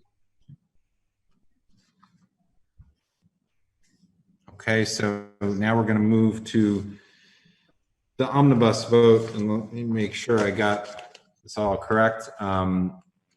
Valerie, is there any consideration we need to do for these slight call-outs, or should I just say what the vote is and then what we're including in it? And then I think there's 2 items that we need to ask about. So should I just read them out? Yeah, read them out. Okay. So the omnibus bill is comprised of 1 resolution from the Social Services Committee as presented, and 1 resolution from the Traffic and Transportation Committee as presented. The Landmarks Committee There are resolutions from the first report, items number 1, 2, 3, and 5 to 7, and then a second report is 1. I believe that there may be some interest in voting separately on 85 Christopher Street with respect to the windows. I'm not sure. I don't know if I don't think that for 201 Sullivan we need to do a separate vote, but somebody could mention that if they wanted to. So it's item number 3 in landmarks, and the first report is what we will have a second vote on at the same time. The bylaws committee report for items number 1 and 2. Those will be part of the main omnibus vote. SLA items 1, 3 through 19 will be part of the main omnibus vote, and item number 2 will be the third vote, the third separate vote that will be conducted all at the same time. And items for the quality of life committee, items number 2 through 9 will be part of the main omnibus vote. So to recap, all of the resolutions that were presented tonight will be part of the omnibus vote, except we will have a separate vote on item number 3 in the landmarks committee, which was for 85 Christopher Street, and that was with respect to the windows. And for item number 2 in the SLA committee for TXO KAO DBA Heisa at 142 Sullivan Street. And that was for a tavern wine license. Is that clear to everybody? Do I need to? You said first and third vote. So is there a third in there somewhere? The first is the main omnibus vote. Got it. The second is the landmarks item number 3 at 85 Christopher Street. And the third vote is for Heisa, the restaurant at 142 Sullivan Street. So if people want to vote separately on that second and third, please indicate when Valerie calls for it. Is that clear to everybody? So I'm going to have 3 different tallies. Correct. This is not calling out number 3 with the omnibus, right? This is 3 separate votes. It's 3 separate votes. That's perfect. Correct. They're all taken at the same time. Got it. All taken at the same time. That seems like it's a clearer way to do it, right? Yes. Okay, Valerie. Great. For the so if you'll just tell me for the omnibus vote in this order: omnibus, the landmarks, 85 Christopher, and then for SLA 142 Sullivan in that order, and I can remind you. Susanna Aaron. I vote yes on all of them. Thank you.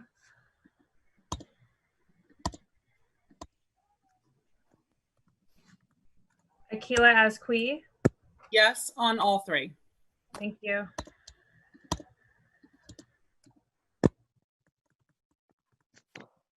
William Benesh. Yes for all 3. Great. Keenberger. Yes on the first 2, abstain on 3. Okay. Carter Booth. Yes on all 3. Katie Bordenaro. Can you hear me yet? Yep. Okay, great. Yes on the omnibus, yes on the landmarks, and no on the SLA. Thank you. Anita Brandt. Yes on all 3. Okay. Rich Cacapolo. Yes on all 3. Ritu Chaudhry. Yes on the first 2 and no on Sullivan Street. Got it. Coral Dawson. Yes on all 3. Thank you. Valerie De La Rosa. Yes on all 3. John Paul DeVerna.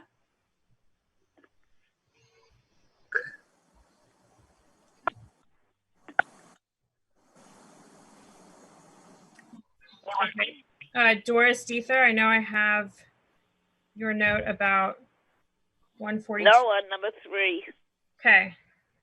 What about the others? What about the omnibus and the landmarks? Yes on those. Thank you. Bob Ely?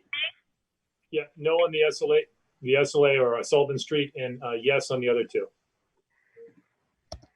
Thank you. Mark Fitzgerald. Yes on all three. Okay. Cormac Flynn. Yes on the omnibus, yes on the landmarks, no on the SLA. Okay. Joseph Gallagher. Yes on all three. Okay. Susan Gammy. Yes on all three. Okay. David Gruber. Yes on all three. Great. Wayne Kawadler. Yes on all three. Susan Kent. Yes on all three. Great. Janine Kiley. Yes on all three. Okay. Betty Kabovi Weiss. Yes on all.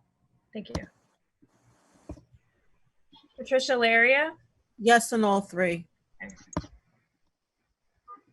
Michael Levine. Yes on all three. Thanks. Janet Liff. Yes on the first, abstain on the second, and yes on the third. Okay. Ed Ma. Yes on all three. Great. Matthew Metzger. Yes on all three. Daniel Miller. Yes on the omnibus, no on Sullivan Street, yes on SLA. So Sullivan Street and SLA are the same thing. Sorry, that's correct. So 85 Christopher is landmark. No on SLA. That's correct. Okay, perfect. Brian Pape. Yes on all three. Great. Donna Raftery. Yes on all three. Lois Rakoff. Yes on omnibus, no on landmarks number 3, I think, and no on SLA number 2. Thank you. Robin Rothstein. Yes on all three. Okay. 1 second.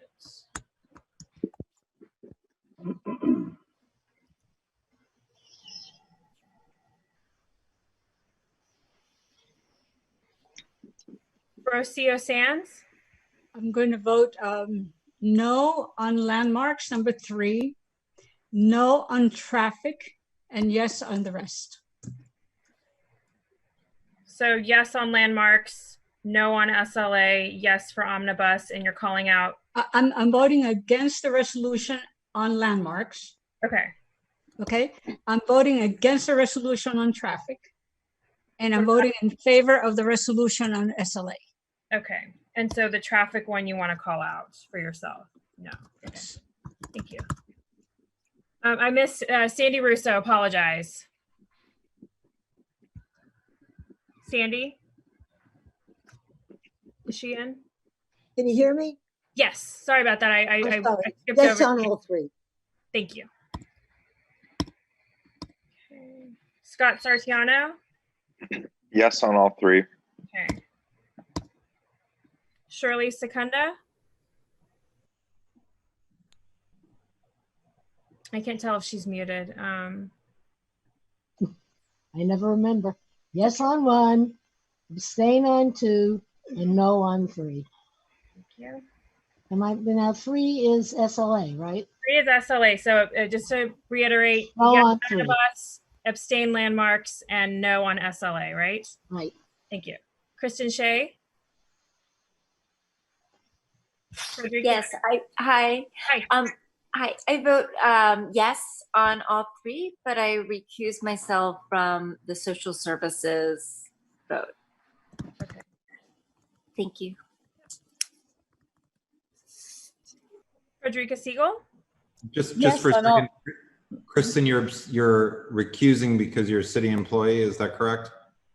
That is correct. Okay, we just have to note the reason for the recusal. Okay. Thank you. I figured that was it, but thank you for clarifying. Frederica Siegel? Yes, on all 3. Thank you. Georgia Silvera Siemens? Yes on all 3. Great. Dr. Shirley Smith? Yes on all 3. Chenault Spence? Yes on all 3. Kathy Sullivan? Yes on all 3. Okay. Eugene, you? Yes, on all three. Okay. Susan Wittenberg? Yes on all three. Anthony Wall? Yes on the first two, no on the SLA. Okay. So give me just 1 second.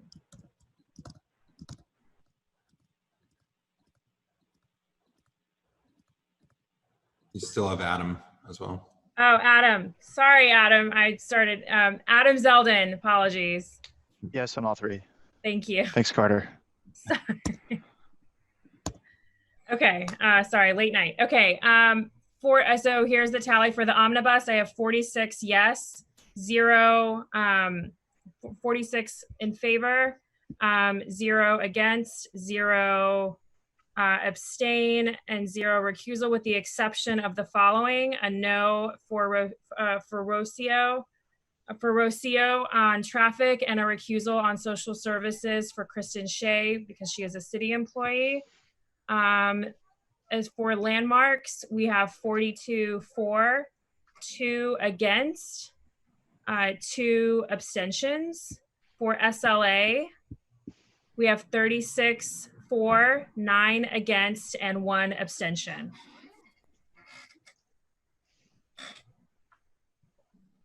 Great. Thank you very much, Valerie. I think that covers everything on the agenda. So, thank you, everybody, for coming here tonight. It's really nice to see such great attendance at full board meetings. That's one of the things that's a really nice to just see everybody's faces and have everybody participating. So thank you. And don't forget Tom's memorial service, which is next Wednesday. And is there a motion to adjourn? Yes. Yes. 9:59. Second. Thank you. All right. Carter, just I mention that. want to say it's nice to see your face too, Carter. Yeah. Thanks, Ken.